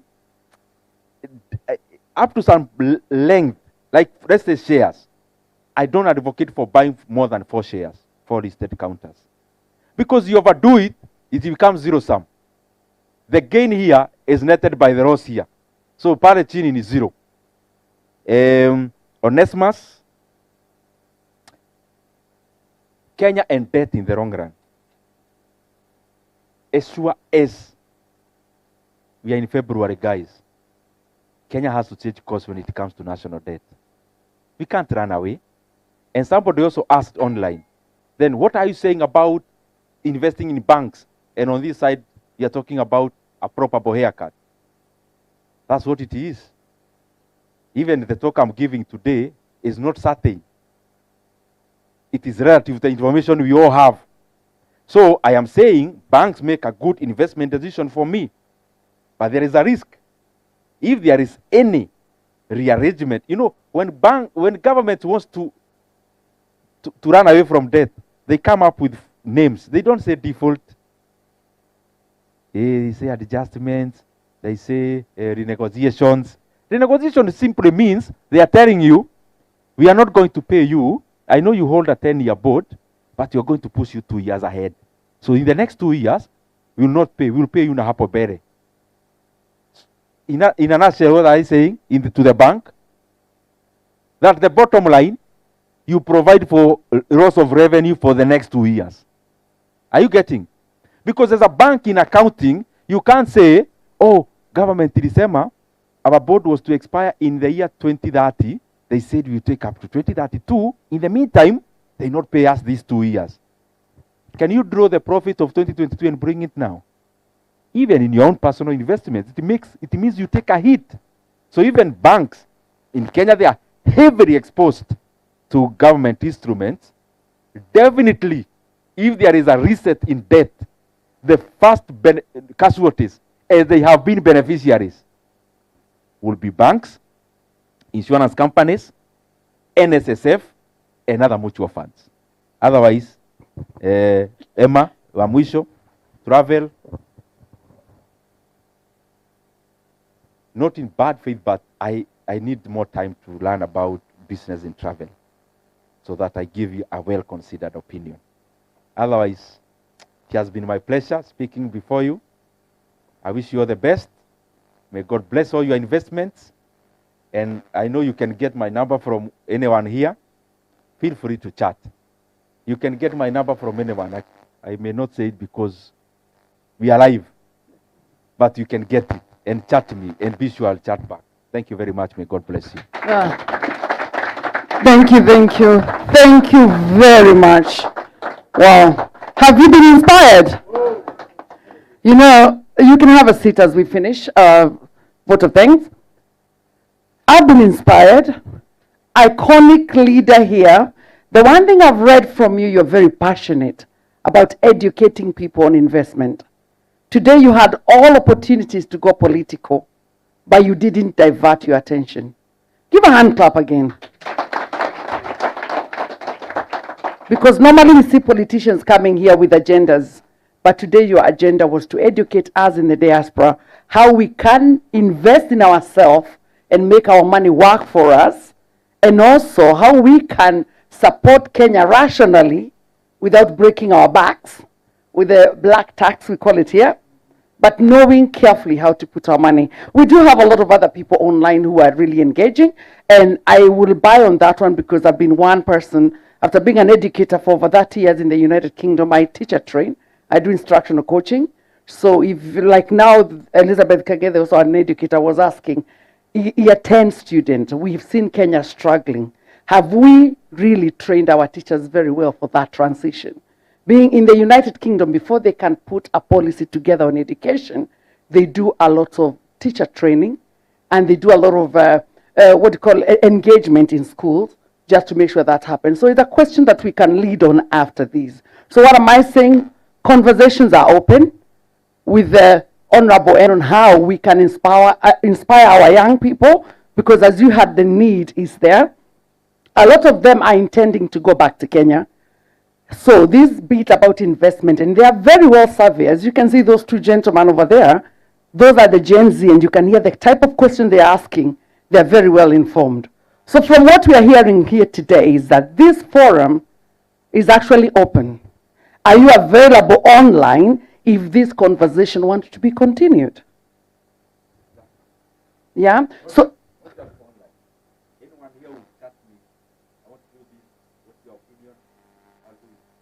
thank you very much. So, I was honored today to meet the moderator, and I hope I did a good job. I'm going to be requesting Councillor Nyoro to give a vote of thanks. And before he can, Bira did introduce Bira Muthoni Foundation. She's doing a lot of things in Murang'a, so it would be very nice if she can share after this her, the foundation number, so that at least if you have something, you can support her on her work as an upcoming young women rep, not just for the political bit, but also for the philanthropy she's doing in Murang'a. let us support her. Yeah. And there was a lot going on. There's a Bila Mudhoni Foundation. Of course, I remember that. And to the service providers, TV, thank you very much. Thank you for your media there. It is always nice to have these services from our community. Bless you. Asante sana, Janet, you've done an amazing job. Asante sana. Mimi sasa nitakuita mwalimu. Sasa nitaweka mheshimiwa kando kidogo, nikuite mwalimu. Si tumefundishwa vizuri hapa leo bwana. Tumpigie makofi ya kilo mzuri kabisa. Ai, mwalimu. Asante sana. Asante sana. We are very grateful for that time that you've taken to download, because you've truly downloaded today, and we are very grateful. One of the things that I will put back to you is that you see, all these people who are sat here diligently listening to you, they are soaking in a lot of information, but equally they have a lot of information to give. And these people, we should start thinking of think tanks, because there's a lot of different ways of thinking here that we can put together, small little clubs here that can really change policy, not only in Kiharu, but in wider Kenya. Because I've heard you saying that you want Kiharu to be the place, the laboratory for Kenya. Asante sana. Siji mutakuwa think tank members, unasikia? Wote wamekubali. Thank you very much. Mimi kama mnavyosikia, mimi ni mwanasiasa, naweza toa uteti pia. Lakini for today nitasimamia hapo, because I know it's quite late. I also run a business as well. Global Operations Telephony Solutions is under Marvel Business Limited. And what we do is solutions for international calling. And I've had some people who are employing in Kenya. So one of the things that we do is we offer international numbers in Kenya so that you look like you're working here in the UK. That way, you can employ people in Kenya to work in your back offices while you're still running your business here. So imagine that person that you're paying quite a bit of money for 1 month. You can employ someone for a few months or even a few people in Kenya for the same amount. So sio haja ati washinde wakikuja hapa wananyimwa visa kila wakati. Sasa hii tunawapatia kazi wakiwa kule, tunawafundisha vile watafanya, tunawafungulia systems, technology iko, wanafanya kazi, wanapiga simu hapa, inaonekana ni kama wanafanyia kazi hapa. Hapo namna gani? Si ndio? So that's the company in Global Operations Telephony Solutions under the company Marvel Business Limited. I also do planting of trees in Kenya. I'm a trustee over 7 years at International Tree Foundation. Tunapanda miti sana kule nyumbani. We are planting over at least 800,000 trees every year. Watu wa miti was formed over 100 years ago by a Jonjo family. Jonjo family, watu wa miti, International Tree Foundation now. 104 years we've been planting trees and we're still going. So mnaweza enda mtuangalie ITF or International Tree Foundation. Now we're planting trees through also the AFR 100. So AFR 100 is the planting of trees in 100 hectares in Africa, and that has been funded, and ITF has been selected to go and plant trees in the region. So tunafanya hii mambo yote tukiwa tu hapa bado, na tunafanya siasa pia. I'd like to also acknowledge here, I want to start with community leaders. Community leaders do a lot of work in networking these Kenyans, bringing them together. Even for Beulah to be able to get this community here, I'm sure she has called upon quite a few community leaders to rally. So I want to say a big thank you to the community leaders who are here. We have one, even was not mentioned, we have one of our volunteers here from the 90s Together. 90s Together is a group that we normally sit down once a year to do a dinner.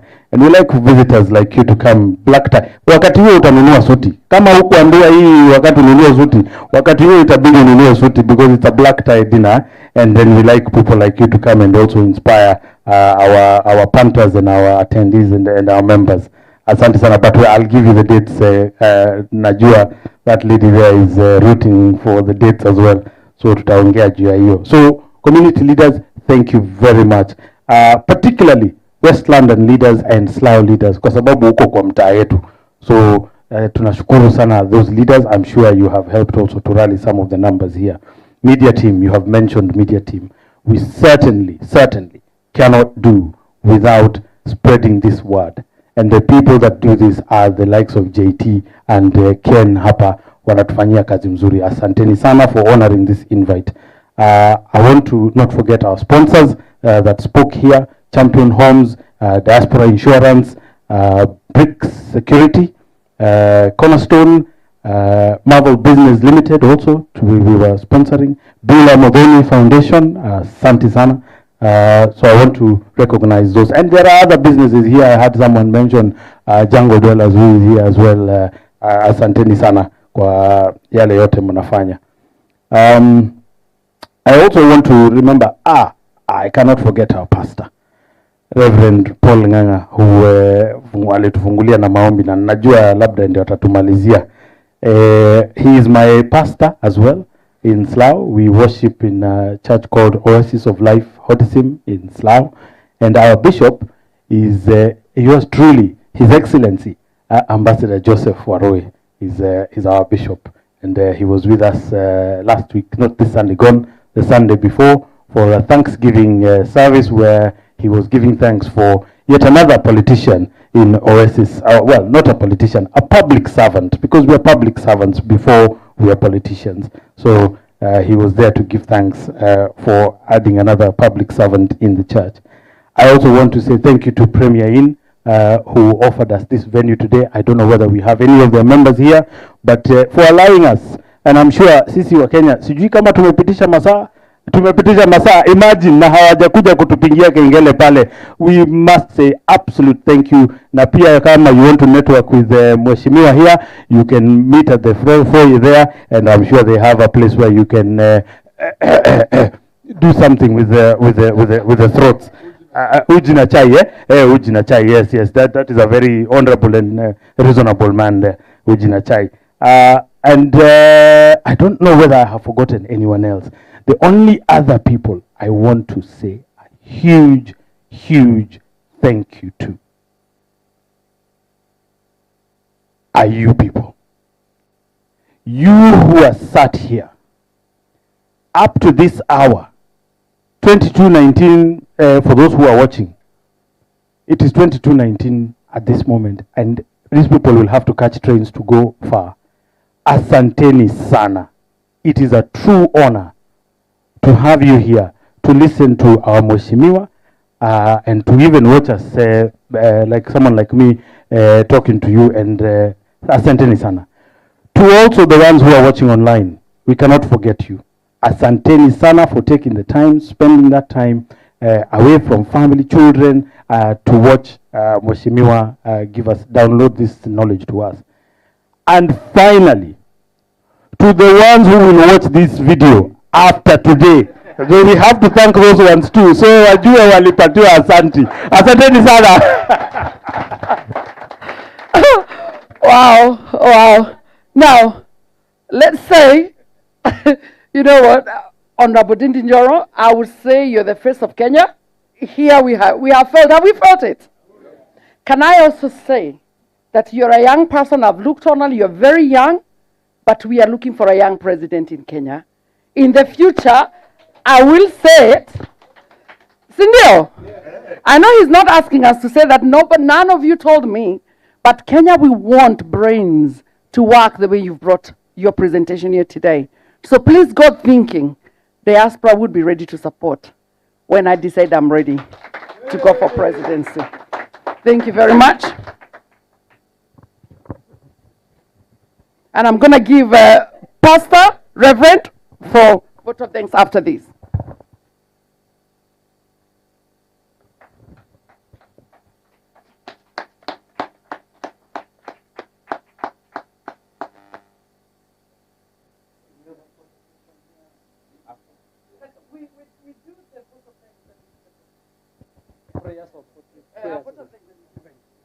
You can get ready for this. Oh no, I have prayers. Get ready. Wow, wonderful. That's great, isn't it?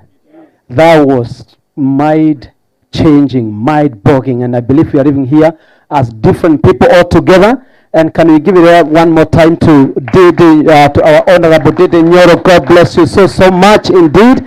And also for our Honorable Biora Muthoni for organizing this, putting us together to come for this. We appreciate that and we bless God for that. Shall we raise up on our feet at least to touch a little bit? Wonderful. Thank you. Let's give thanks. Heavenly Father, in the name of the Lord, we once again want to thank you. We prayed as we began this meeting that you be together with us, and we prayed that you challenge us in our minds and you teach us, and so you have done through our Mheshimiwa Ndindi Nyoro, and we want to thank you for each and everything that has been said tonight. I pray that you are going to put in practice, our Father, and that you are going to help us, dear Lord, to do what is necessary in the name of the Lord, to change our lives and to change our nation, to change our society in the name of the Lord. We pray that King of all the glory, at time like this, Jehovah Master, we will be looking different people all together in the name of Jesus Christ our Father. We thank you for Mheshimiwa, even as he stays here, as he goes back in Kenya, dear Lord, I pray that you are going to see him through in all his political areas, our Father, whatever he's doing in the nation, Lord, even in his constituency, I pray that your hand shall remain upon him in the name of the Lord our Father. Oh God, we thank you, and it is in Jesus' name we pray and we believe. Amen. Amen. Thank you. So we're going to request, if you want to take a photo, we are safe to do that. Ken, how would you like to? Where's the best place? Here. Anyway, okay. All right. We can take a group photo first. Sindio? Yes. We move the table. Or we can move.